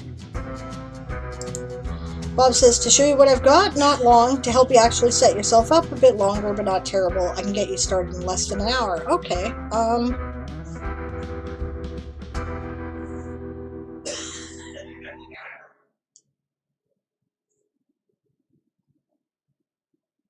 In that case, let's do it at 3 your time. That's noon my time. I am sure I'll be awake and alive and doing, like, you know, not in the middle of something at that time. And then if it ends up going longer, we'll just arrange to meet at another time. Should give us an hour, right? And thank you. I appreciate that. Alright. Let's try this again, shall we?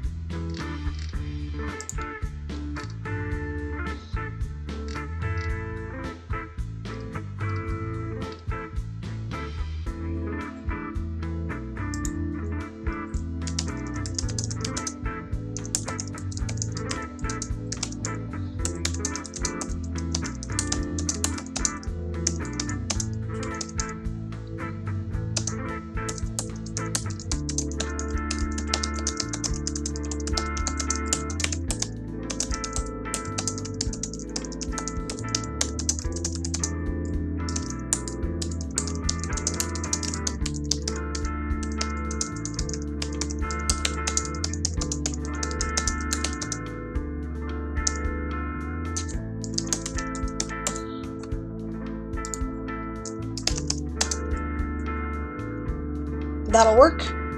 3 p.m. Eastern, noon PDT it is then. I'll DM you with the Zoom invite. Awesome. Thank you very much. I really appreciate that, Bob. That is really helpful of you. I should totally put that into my Google Calendar.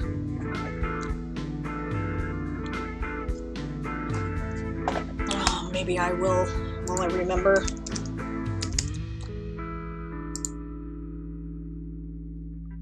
I find I'm using my Google Calendar personally more and more because I consult it a lot for stream information, right? So I've started to actually use the personal... Oh, well, that won't be happening on Wednesday, probably. Okay. Noon.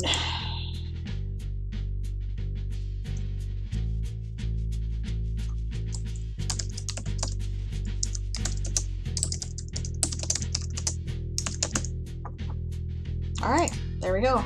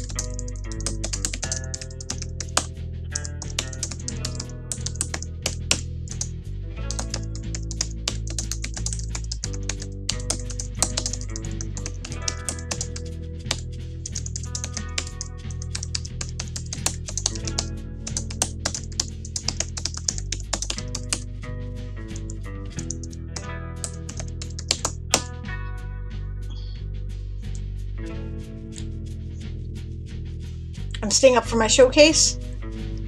I'll do it as soon as this sprint is done, James. I just needed to give my voice a rest.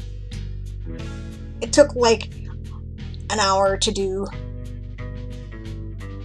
Emily's article, so. Hey Sunny, how are you today? Welcome! Been a while since I seen you. It goes pretty well. Yeah. A couple of the kids got a hold of me for Mother's Day anyway, so that's nice. And I called my mom, so if you celebrate Mother's Day, I hope you're having a good one. And hello, Tenacity. Also good to see you. I'm currently working on the Uniforms Challenge article for World Anvil. And I'm going to be doing another article showcase in a minute or two. James says, it's fine, Sable. I care for you more than you reading my article. Oh, James, I'll read it. I promise. I needed a break. That's all. We'll worry about that later, because that's multiple information. Probably I should break down the uniforms first before I do that. I always fill up this type of stuff first.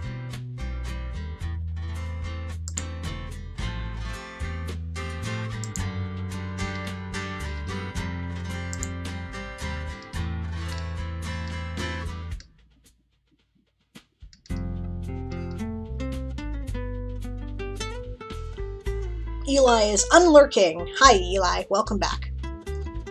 Sunny said, doing pretty good. Had some fun with a few things. Did a surprise stream this morning. Nice. Emily's like, yes, sorry, my articles are always super long. I might have to start making you use the edit by hour reward.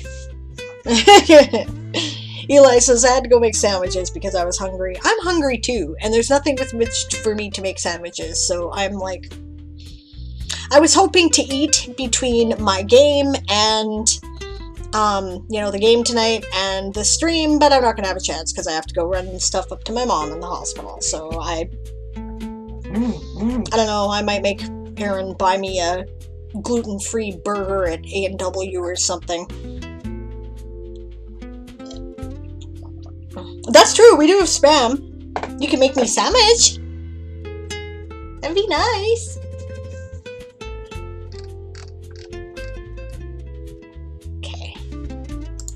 Well, there's only one design thing that is going to be appropriate for this. No problem. I have 111k points. Well, that's true. You're always here. There's definitely an advantage to that. Alright, so we're going to look up Western, because I remember there's a really cool cowboy hat, which unfortunately Daz also used, and unfortunately was used on a similar theme, but it's the right article, it's the right thing to use. This one, right? I think the sideways cowboy hat. So, stretch, spam, where? Ban the bot, ban the bot! James has 57.1k points. Awesome. Hat cowboy side, okay. Wrong one. There we go. Aaron's got 197.7k points. He's got you all beat. Alright, so fa cowboy hat side, I think it was called. Hat cowboy side, okay.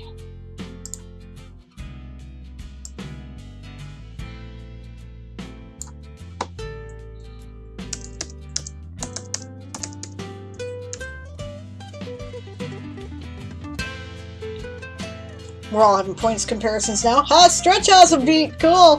199.5k points here. Eli says 50.8k points for her. Or for them, rather. We all have too many points. Sunny says I'm around 22.4k, but then again, not here nearly enough. It's true, I do not see enough of you. I like you. I wish you were here more, but I understand that life happens, so it is okay. Now, I think I'm going to use that silver spur image again because it's appropriate to the uniform.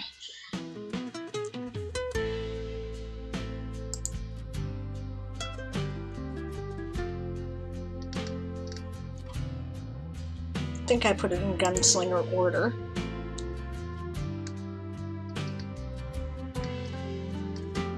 Yeah, that one.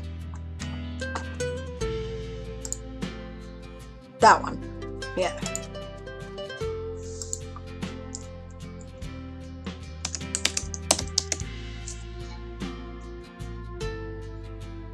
James says, what happens when we get to 1 million points? Good question. I'll make like an epic community challenge is what I'll do. Well, that one might be good too.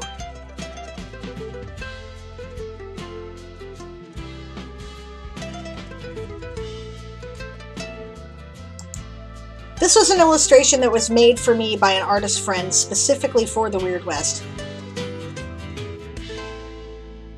No, I guess it doesn't fully show his uniform, so nah.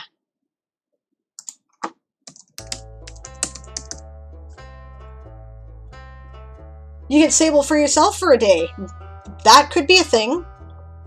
I could do that. Hey, speaking of which, that reminds me, gang.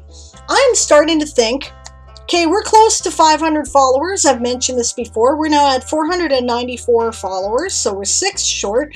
And thank you, by the way, Alan Mora Wrights, for following the channel. I really appreciate that. That happened like 4 hours ago, apparently. So thank you for that. Okay, at 500 followers, we're going to have like a big celebration stream. And we're going to do like giveaways. And I don't know what I'm going to do for it. Maybe I'll sing or something, right? Maybe I'll read some stuff, right? But I'm thinking it might be time to have some subscriber-only content, right? And what I thought I might do for that is that I thought that I might do live readings of some of the work that I've written. And that's something that I've been doing for my $3 plus patrons for some time, although I've been taking a bit of a break because I had throat infection and whatnot, but I'm ready to get back into it. And is that something that would also interest you guys? I would read a short story or, you know, a chapter or so of one of my books or whatever. Sing and reading. Well, for the celebration, sure. You guys want me to do that? Happy to do it, right? It'll be fun. So Sunny says, I try. I still wanted to like the past few days, but been curled up in bed. Aw, that sucks. Storms decided to move in and out along with the sick. Blah. That's no fun, Sunny. That's no good. Moon has made dinner, but doesn't really want to eat it yet. I'm jealous.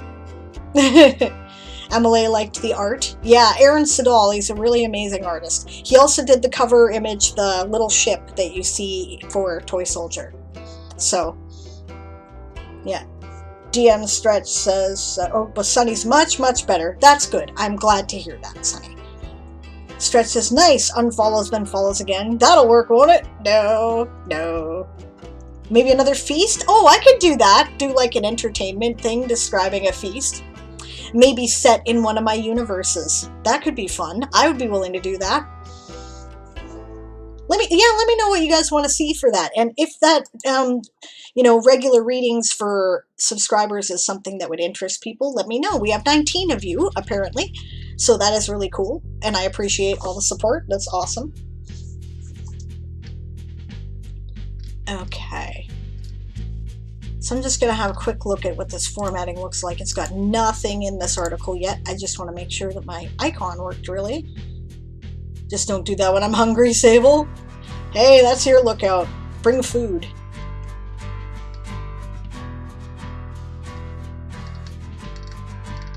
Yeah, all my standard stuff. Yeah, that looks good.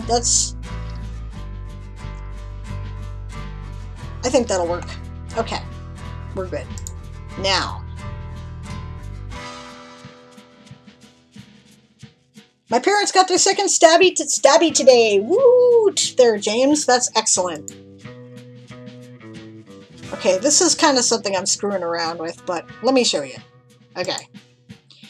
So Lightning, who is my protagonist's companion, is a buttermilk bay, right? And that is a very particular, very kind of pale, sort of light-colored hair with dark elements,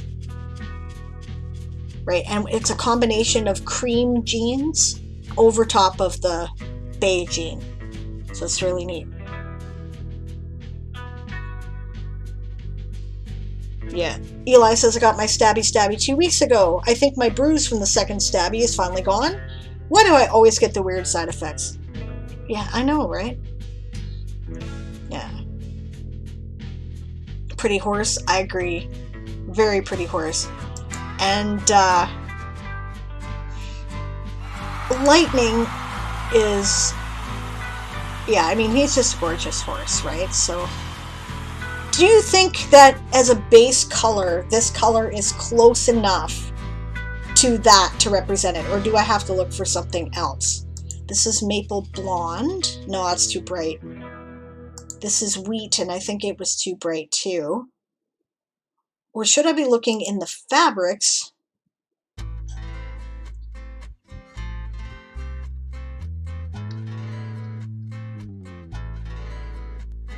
Cream Dream?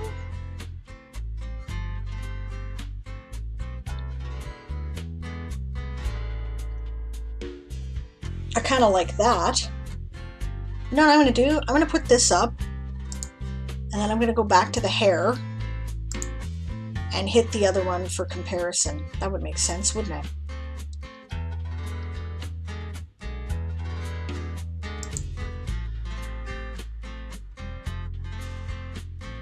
Okay, yeah, actually the Butterscotch Blonde I think does work better, so that's what I'm doing.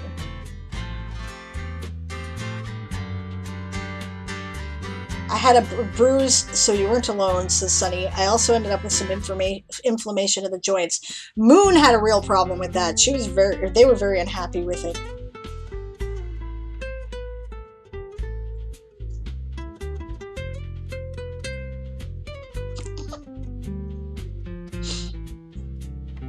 I want to RP, but I don't know where, how. Aww.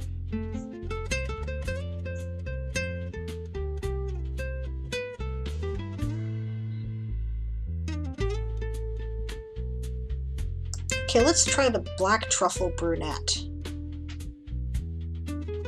I think that's very nice for the sock portions, eh?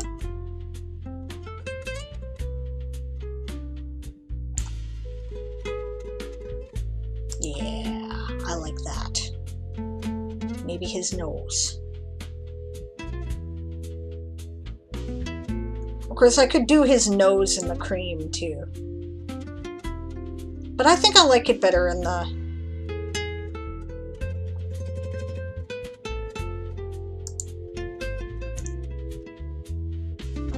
What do you guys think?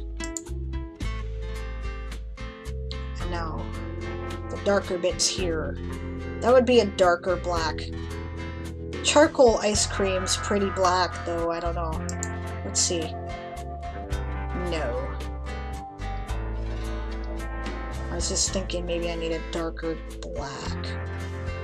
The problem with this black is it's very blue, and I don't think it... Yeah, no, that's totally wrong. Let's look at fabrics again.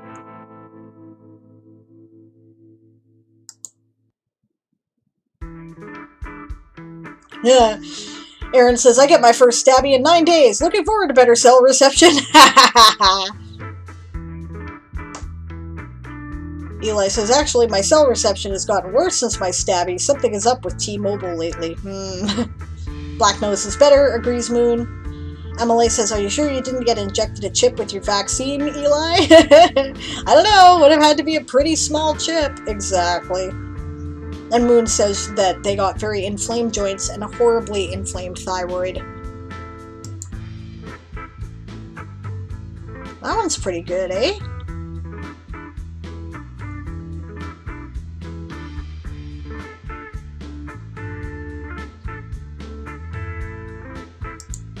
Okay, we can do that.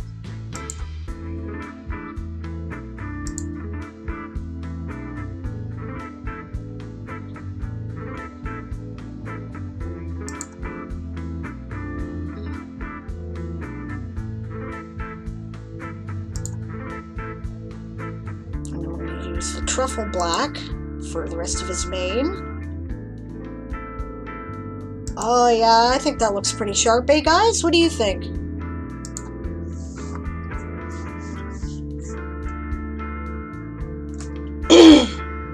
You might even call it a microchip, says Aaron. Okay, come on, what do you think about that for, like, a pretty bay horse? I could do his socks in the butterscotch color, too.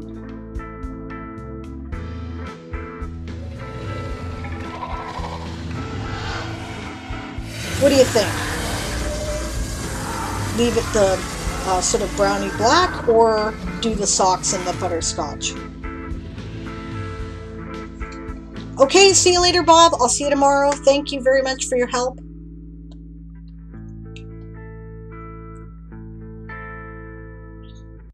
I like the scotch as the socks as butterscotch. The scotch as butter socks. Okay. Okay. Anybody else disagree? Dare to compare.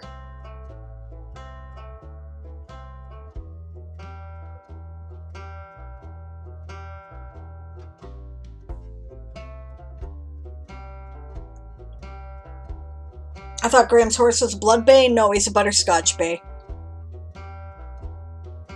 I want butterscotch now, so stretch me too. I'm hungry.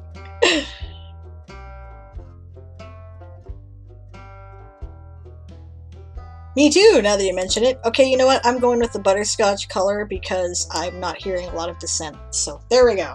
What do you think? Or, actually, you know what? I could always do this. And just leave the back legs. I mean, that does happen, doesn't it? Mostly the...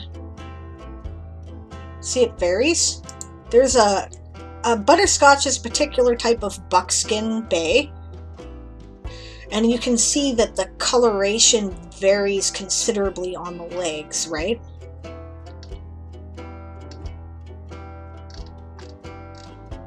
Emily likes both. Are you meaning like the, you know, combination? No, wait, there it is. The combination the way I currently have it?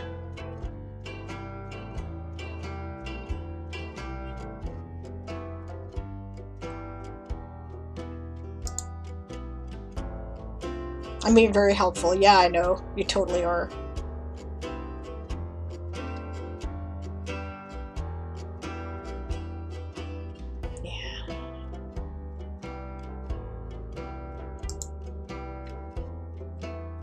I think I might have to go with the darker one to be accurate, though.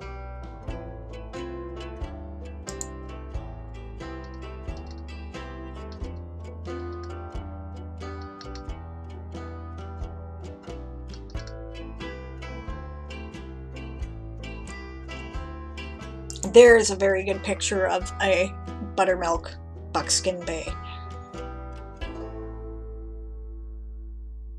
Darker, I agree, for accuracy. Okay. We can do that. Thank you, guys.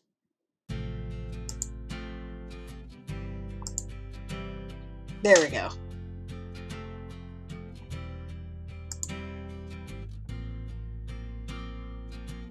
I mean, he's a pretty horse, right? So... I just like the idea of Graham riding a golden colored horse. Sprint is long over. Okay. Sorry, I was just playing with my horse stuff.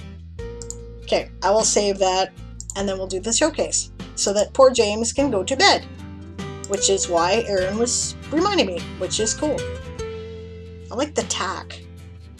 The only problem is they do not use bits with gunslinger horses. They use hackamores.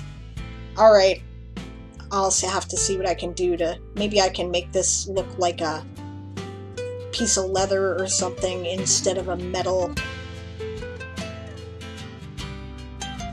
Alright, of course I care about you, James. Alright, let's do it. This is James' plant article, Coasts Ablaze.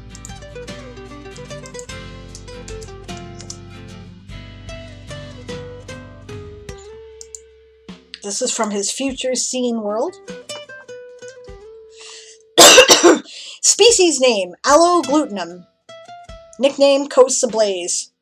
size 60.96 centimeters, 2 feet tall, and 91.44 centimeters, 3 feet wide. History. In a genetics research laboratory for plants in southern Spain, grew an orange aloe vera plant. One day, a scientist recorded audio nearby.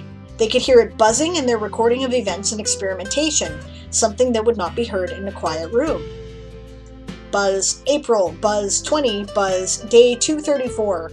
I am in the orange buzz. The plants appear to be growing well, buzz. A recording of a scientist in the orange room. Neat. Hackamores have metal cheek pieces about where the metal bit thing is on your horse you were working on. But I mean, that looks like it's obviously going into his mouth, right? Well, I guess the, leather stuff probably goes in their mouth too, but I don't know. Okay.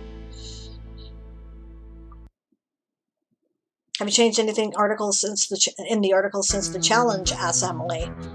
Not since it ended, says James. And then he gives the world link.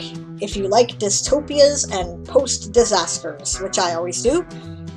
Curious about what it could be, they assumed that the device was breaking, so made a test recording in a quiet corridor. The buzzing sound was not there. The scientists started testing the equipment in separate rooms to make sure the recording only picked up the equipment. All attempts failed, so they tested the plants. They found it to be the orange aloe vera plants making the sound. Scientists could not hear the plant without the recording device. They left the device with the plant for 10 minutes and replayed the recording at a pitch that humans could hear more clearly. They discovered that the plant was emitting tones that sounded like religious chanting, similar to Gregorian plainsong, video below. I love Gregorian chants.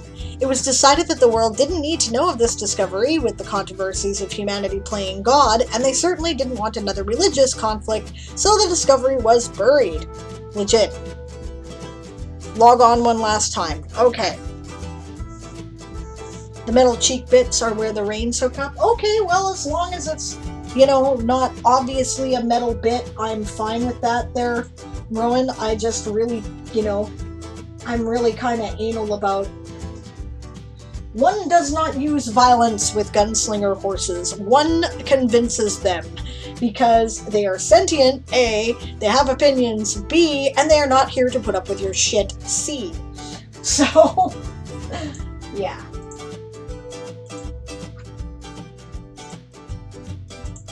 If someone tried to get me to go places by yanking on a metal thing in my mouth, I would probably hurt them a lot.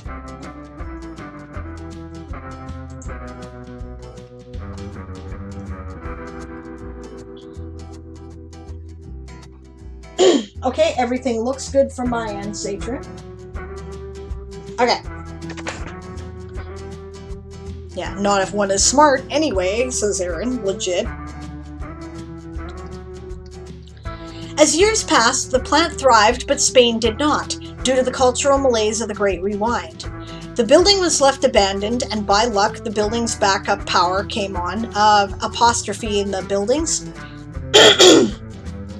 Came on, allowing the plant to thrive further. Without humanity there to clean up new shoots, the plant took over the room, and seeds soon spread outside through a broken air filter. Cool. Accidental plant spreading. Since the plant is in the family of aloe vera, the plant prefers hot, arid weather, so they liked being in southern Spain and grew along coastlines. One fateful day, a mother and son were walking along the coastline of Spain. During this walk, the son had burnt himself on some hot metal. The mother, finding something that she thought was aloe vera, helped her son with the burn. She cut off a shoot from the plant and rubbed the open end on the burn. The result didn't help or hinder him, but he found his hand to be tackier, unlike the green type his mother usually used. Yes, sticky, right? Once the mother found this, she went back to find more of the plant and experimented further. This resulted in a glue substitute, aloe glutenum. Neat! The plant was cultivated for these useful resources, and its products can be found in many parts of the world. The plant itself can be found in arid lands similar to Spain. Probably grow well around here. It's amazing how much the Okanagan looks like the Spanish highlands. It's Spanish highlands, but you know, Spain. It looks like inland Spain. It's really neat. I was looking at a picture of Spain recently. I'm like, looks like home. So, you know where to say to him. If she found the plant and experimented further, and the initial records of the experimentation are dubious, she should be given credit for the discovery, and therefore she needs a name. Mothers do not cease to be scientists or discoverers when they have children. So, plant attributes. The plant's name. The plant's most widely used Latin name, alloglutinum, comes from the idea that the plant belongs to the family of aloe plants and that can be made into glue. Its nickname, coasts ablaze, comes from the idea that the plant lives by the coast, and whenever the sunlight hits it,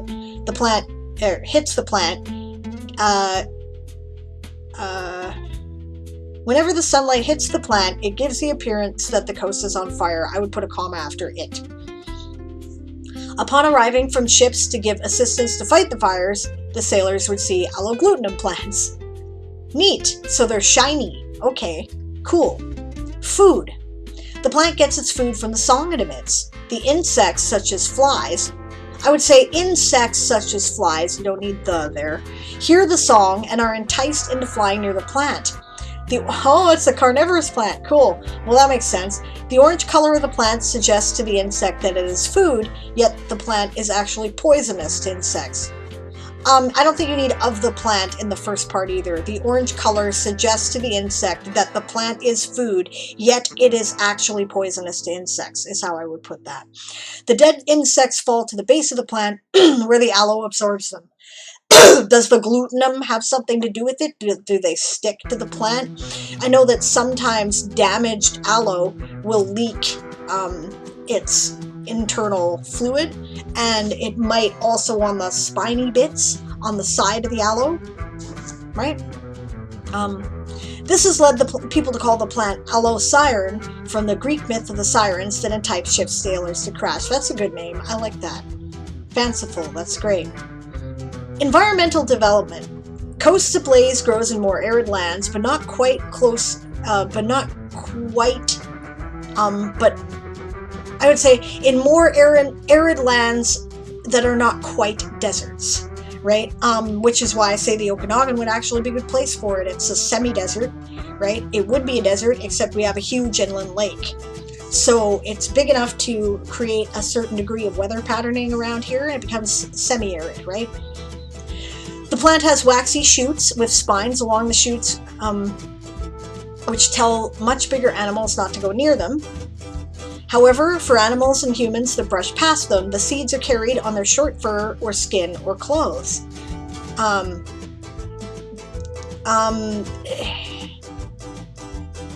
These seeds then drop off. You can't just say which. That's not a complete sentence. These seeds then drop off, enabling the plant to spread. If the seed lands on anything that is not resembling dirt, such as a stone, and is not cool enough for the plant to grow, the seed will die. If the seed lands on anything,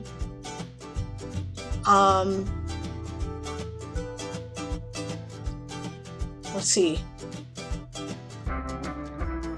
You could be really simple here. You don't need quite all that, and that's a big sentence anyway. How about just seeds that do not sprout in semi-arid soil will die. Of course, if it lands on stone, it's not going to grow. Oh, you give me a picture of the hackamore. Okay, I'll look at that in a minute. Thank you. So much heat, says Sunny fan self. The interaction with humanity. Growth time. Coast ablaze takes 2 years to grow to harvestable maturity. If the plant is trodden upon too many times by humans and other heavy animals during this time, the plant dies. Once the plant reaches 2 years old, it can no longer die using the stepping on it method. It can no longer be killed using the stepping on it method. To get rid of the plant at this point, okay, the plant. It's getting repetitious. You have names for the plant, use them, right? Stepping on Costa Blaze, stepping on alloglutenum, stepping on allosire, right? You've got names, they're good names, put them to work, right? To get rid of the plant at this point requires digging it out of the ground. Once dug up, comma, putting the plant in salt water kills it. We don't need the plant in salt water kills the plant. Yeah, kills it easily. This is because the salt water drowns the plant. We don't need that. Delete that whole sentence. Sometimes you have a tendency to over-explain stuff, James. The reader is smart. That's the sprint, by the way, if you're doing a sprint. Okay, processing. At harvesting, the plant has its shoots cut and the gloopy centers extracted. After this, the gloop is put in a bucket and is crushed into a consistent viscosity. People tend to look away while doing this to avoid getting the glue on them. However, the gloop is easily removed with water.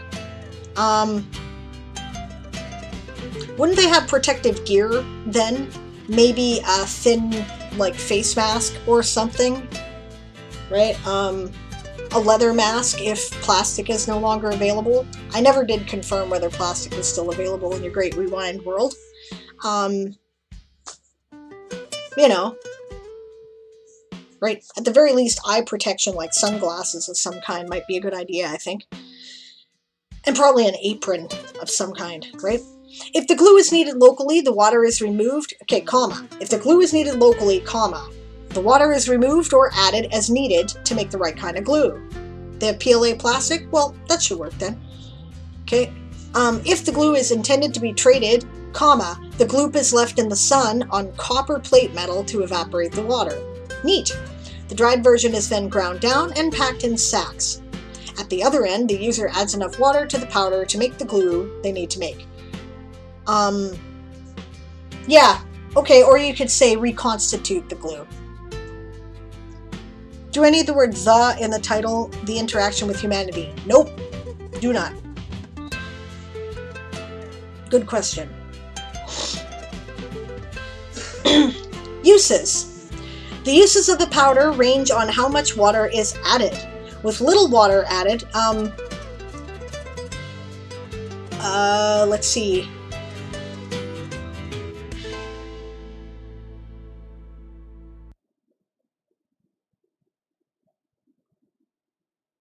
Yeah, with only a little water added, comma. The resulting product is a substitute for blue tack. However, when it dries, it will require more water to remove it. Otherwise, the substance takes off paint and may also destroy the thing that was being hung up. I would say, okay, the way I see it, adding water is likely to just turn this blue tack-like stuff into sloppy glue that's going to get all over the place, right? Because if it's dried and then you can add more water to it and it turns into glue, that sounds like trouble, right? So maybe they need oil like Gooby Gone, which is an oil and acid stripper solution, right? Or lemon juice or something like that. I don't know, up to you. I'm just throwing it out there. I may misunderstand the intention, so that's fine.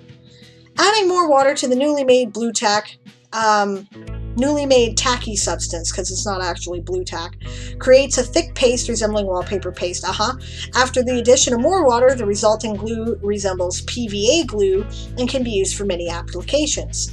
The glue should always be kept clear of any food, as it would leach bittering agents into the unprotected produce. Not all food is produce, but into unprotected food, I would say, or unprotected edibles, right? And give us stomach cramps.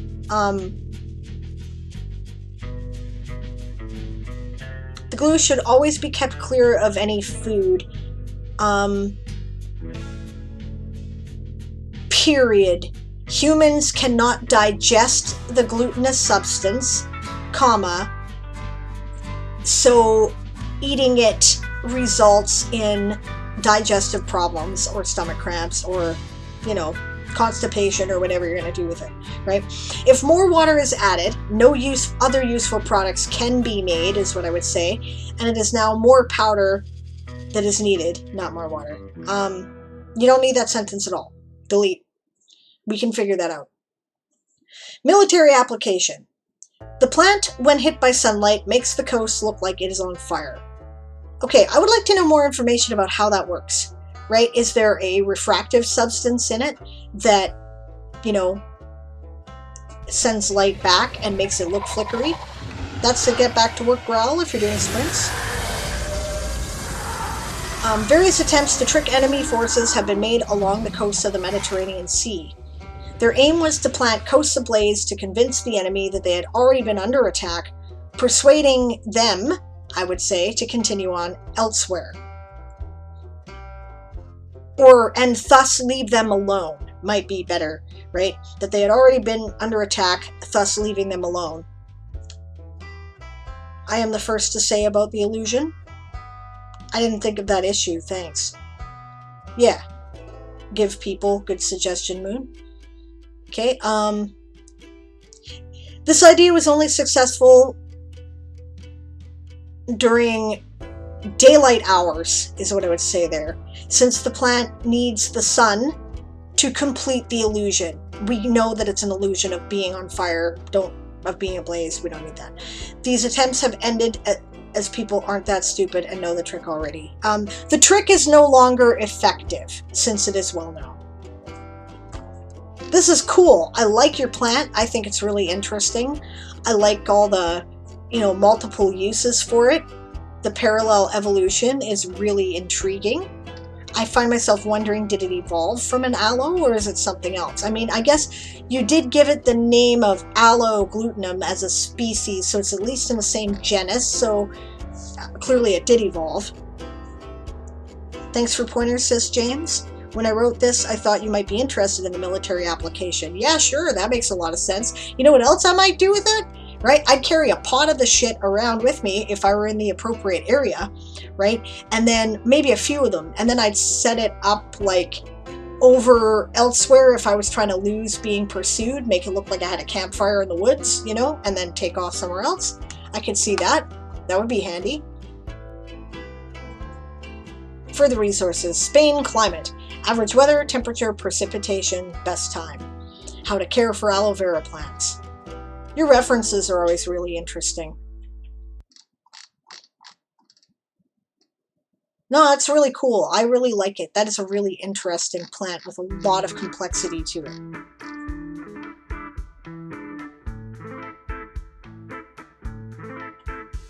Neat. Thanks, James.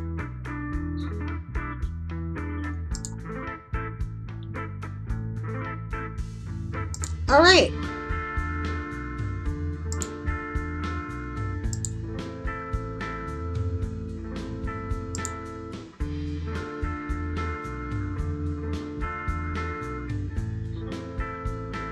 Well, I've got about 15 minutes left to the stream. I'm actually going to do something with it. I think I just might have to start doing showcases every second week or something. It's getting to the point where I like doing showcases. They're always fun. I really enjoy them, but then I don't get any work done.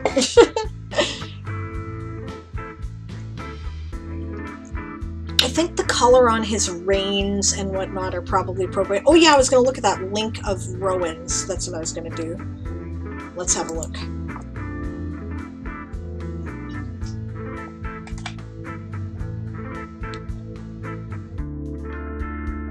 Oh, I see.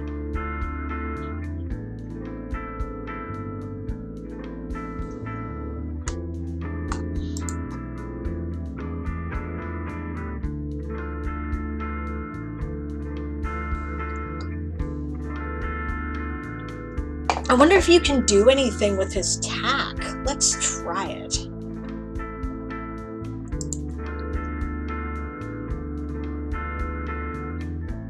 Maybe only either a Sunday or a Wednesday would work better too, rather than both. That's legit. Oh, check this out. We can have iron wheelchairs, baby. Fantasy battle wheelchair. And Fantasy Town wheelchair. That is awesome. Okay. I didn't know we could have that. That's cool. Alright, color. Gear? No.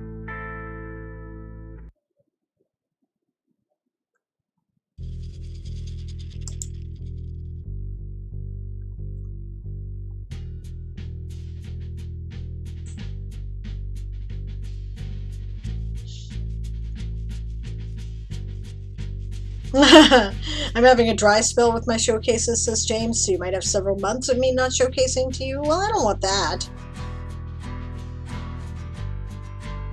Perhaps having one Wednesday or Sunday, then using the other as such if you have tech issues. Yeah, it might be worth doing, eh?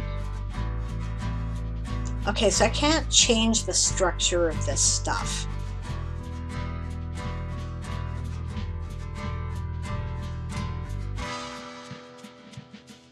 Why don't we have any reins on this, then? There's no reins. Why are there no reins?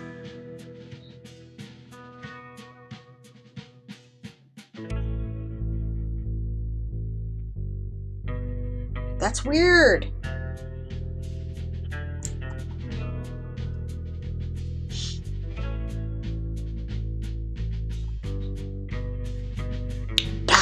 People making horses who don't know anything about horses. Okay.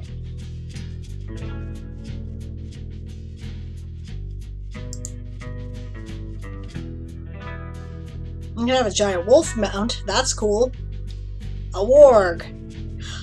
Thank you!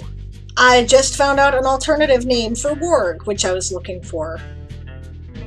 Because every version of warg and every possibility of spelling has been done in some fantasy novel or setting, and I wanted to change it. Vargar would work, though.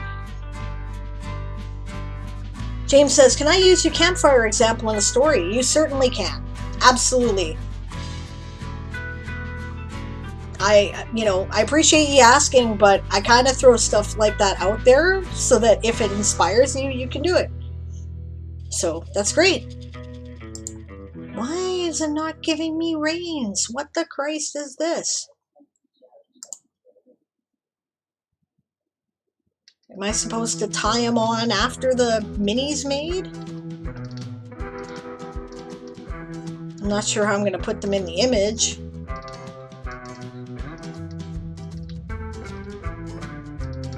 Even gunslinger horses use reins.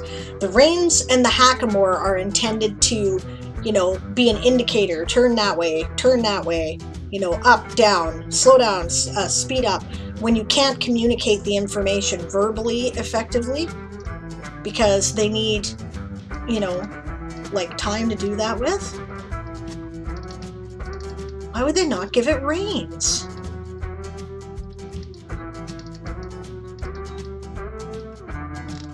I'm not impressed.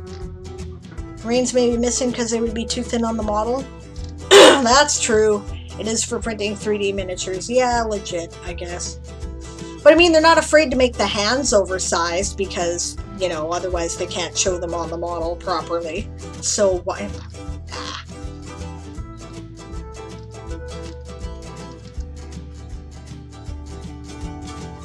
Alright, fine. I guess I'll go to color and... I need to make his hooves a little darker too, I think.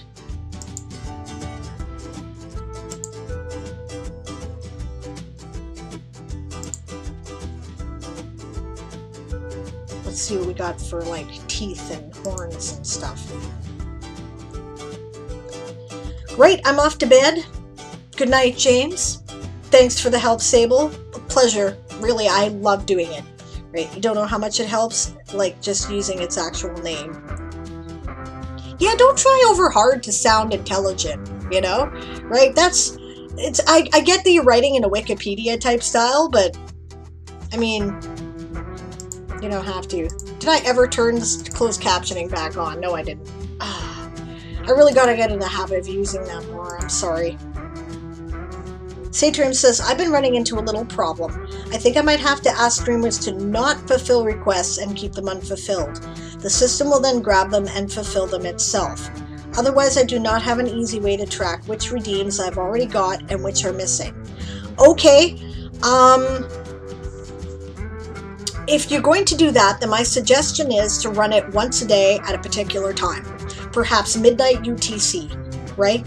And then it just automatically removes them, and then that way, if anybody needed to edit before that, they've had some time to do it, except generally me, I'm usually the one that's streaming when UTC turns over, right? So I can screw around with it a bit, and they don't have to, would be my recommendation for that, and then that way that, you know, gives us a chance to fix errors, but also meets that need. Would that work?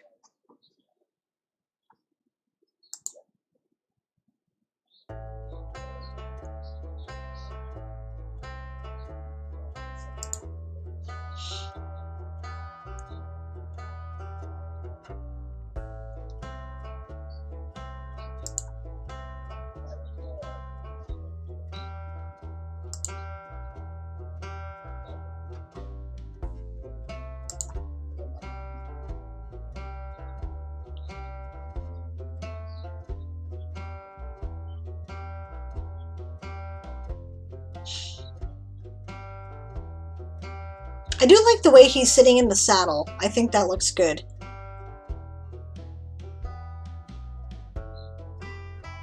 Maybe I'll put a gun in his hand in this one, because, I mean,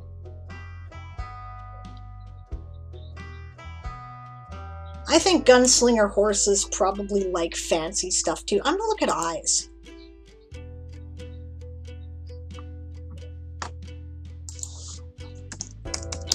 I'm gonna look at the buttermilk bays again to make sure that the eye colors that I've got are...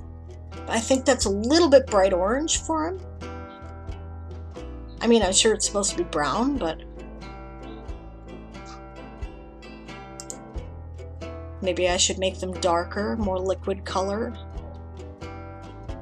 Oh, you can do light cream on the edges of the mane too. I didn't know that.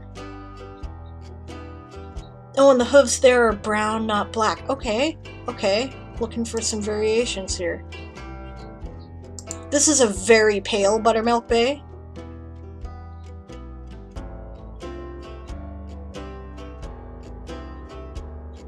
Oh, his hooves are like practically white. I'll look at that closer. Satrium says, that would work. I've got two alternative options. One, press button on website to trigger the loading of rewards. This would be useful for July, as we will still be doing manual tracking. Yep. Two, run every 15 minutes, but ignore everything that's been redeemed less than an hour ago. This would give you 1 hour after redemption to reject it.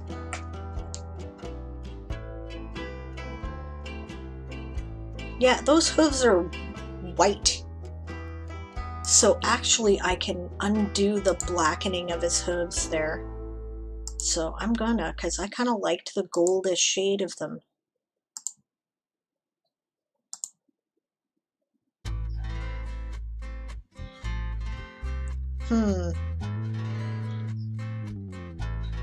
I'd say do a manual, press the button to redeem them. Or, I don't know. Every 15 minutes sounds like too much for me, though, because you might not have caught something that was like something in 15 minutes, right? Like it might have been an hour ago, and then you look and you go, oh shit.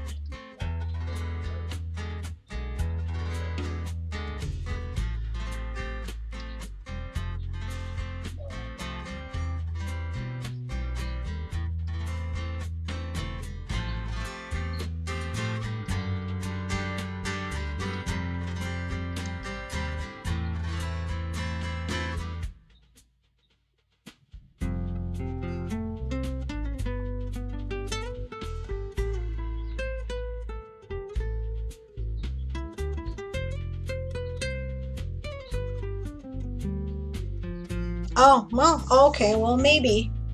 Okay.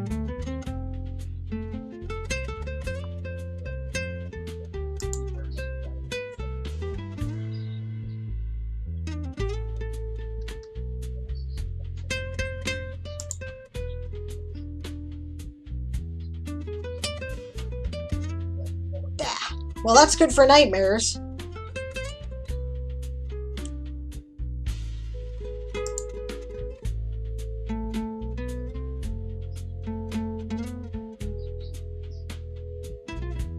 I suppose I could tune the eye color and make it darker. White hooves and horses are prone to problems. They're weaker. Oh, well, maybe then I won't, because...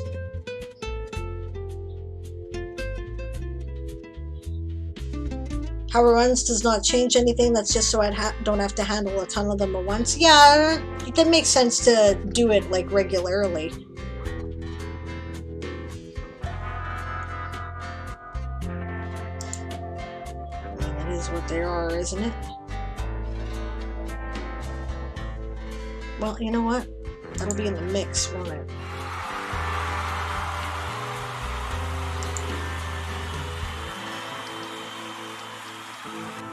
And that's the sprint for those of you who are sprinting. We're just about to quit, by the way.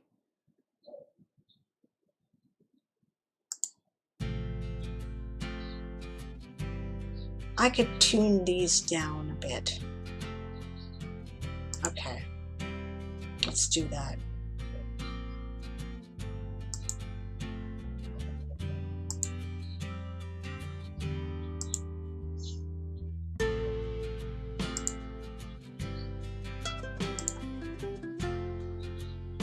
No, that looks dull. I don't like it.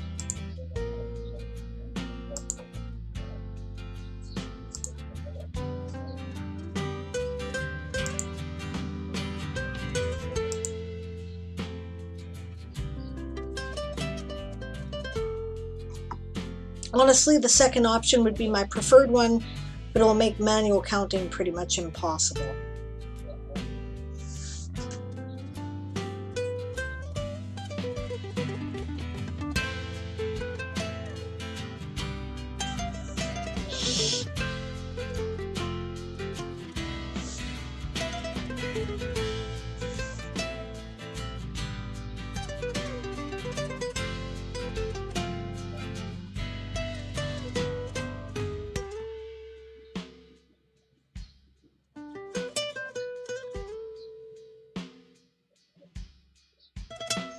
Alright, maybe I'll go with a brownish hoof.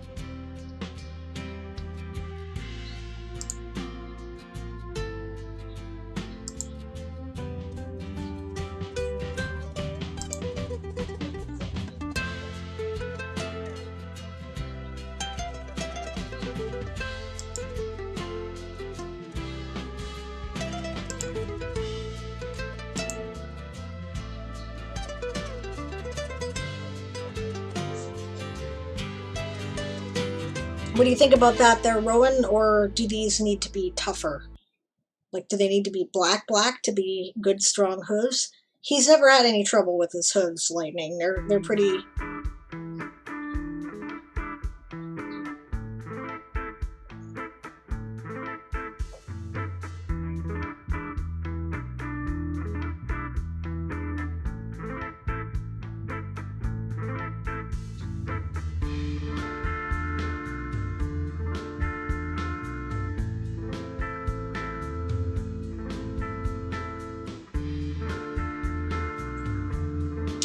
And who's on after me, I wonder?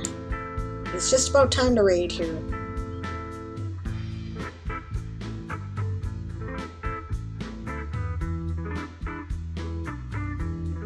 Not a person! So I will have to go to Twitch and find out who is actually on. Suppose I should save this. Sorry, Sable, if you were yapping me specifically, my sound cut out for a moment. Okay, yes, I was. I was asking if these hooves are dark enough now, or if they should be black in order to be good, strong hooves.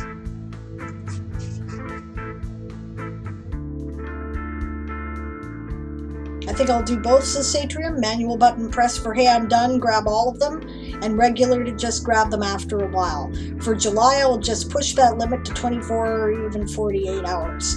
So a streamer has that amount of time to do the manual reporting. They're dark enough? Okay. I just wanted them to have some shading on them because it looks good on the fig, you know?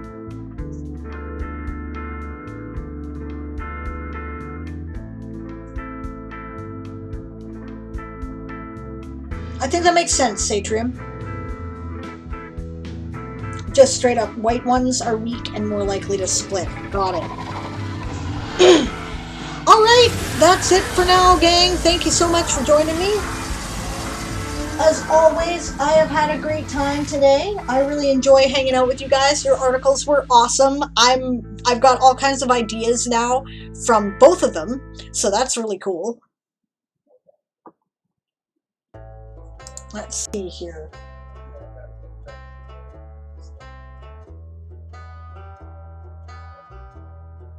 Huh. Game is go tonight. Starting at 6 o'clock. We have changed the starting time, gang, although players are still expected to be there at 5:30. We are doing that so that Sable is not tearing out her hair going, why isn't everybody fucking here yet?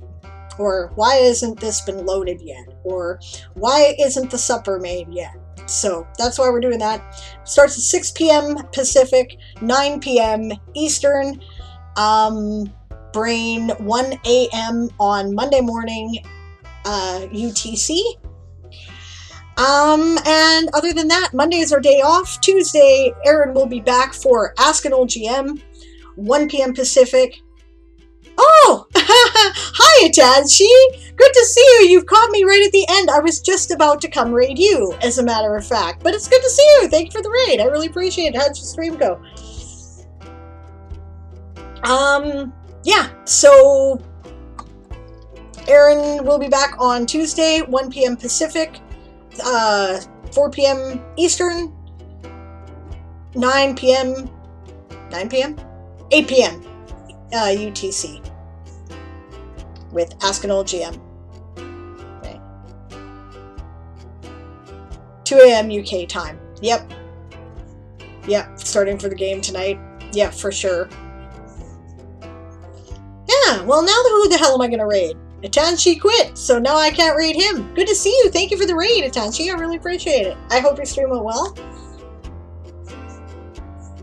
Yeah, I was just about to take off, but yes, if you're here from Atanshi's channel and you've never seen me before, I'm Diane, aka Sable. I do writing streams on Wednesdays, Thursdays, and Sundays. My husband does a writing stream on Saturdays and also 2 streams called Ask an Old GM, where you talk to him about your RPG related questions, or just chat with other old school gamers if you want, because that has been happening more than once, right?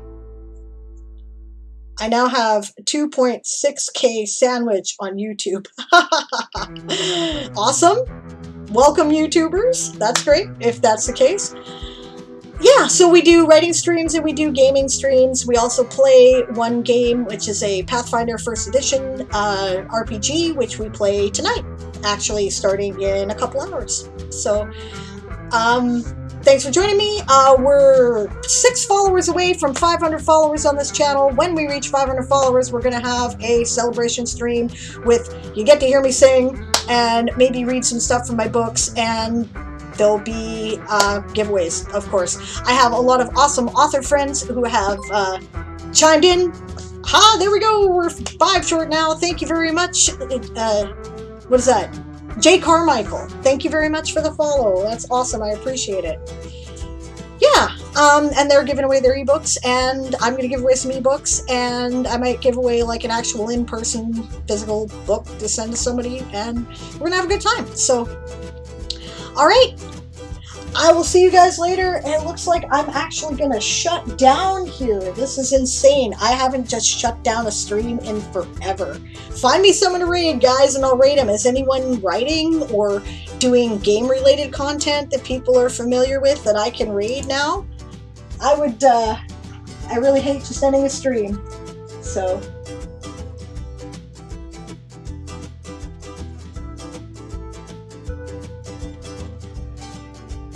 One sec looking, says Stretch. Cool.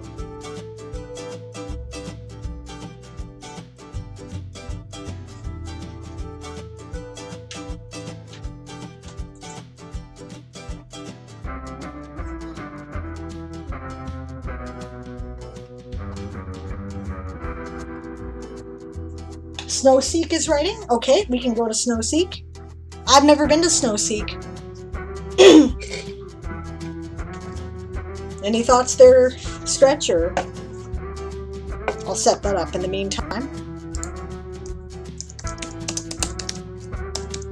Always happy to go watch other writing streamers. Only 2 online on my end. One is a D&D game with 1.1k viewers. The other is a mini painting stream. She doesn't have the writing tag, unfortunately. Well, that's okay. We'll tell her to get it when we get there. Alright, we're gonna go see Snowseek, who I don't know at all, so this should be kind of fun, and we'll get to meet somebody new. Don't forget to shout when you get there, prepare to be boarded, because we are the Sable's privateers. I really appreciated your company today, guys. Have fun. Thanks so much, and if you'll be back, I'll see you in a couple hours.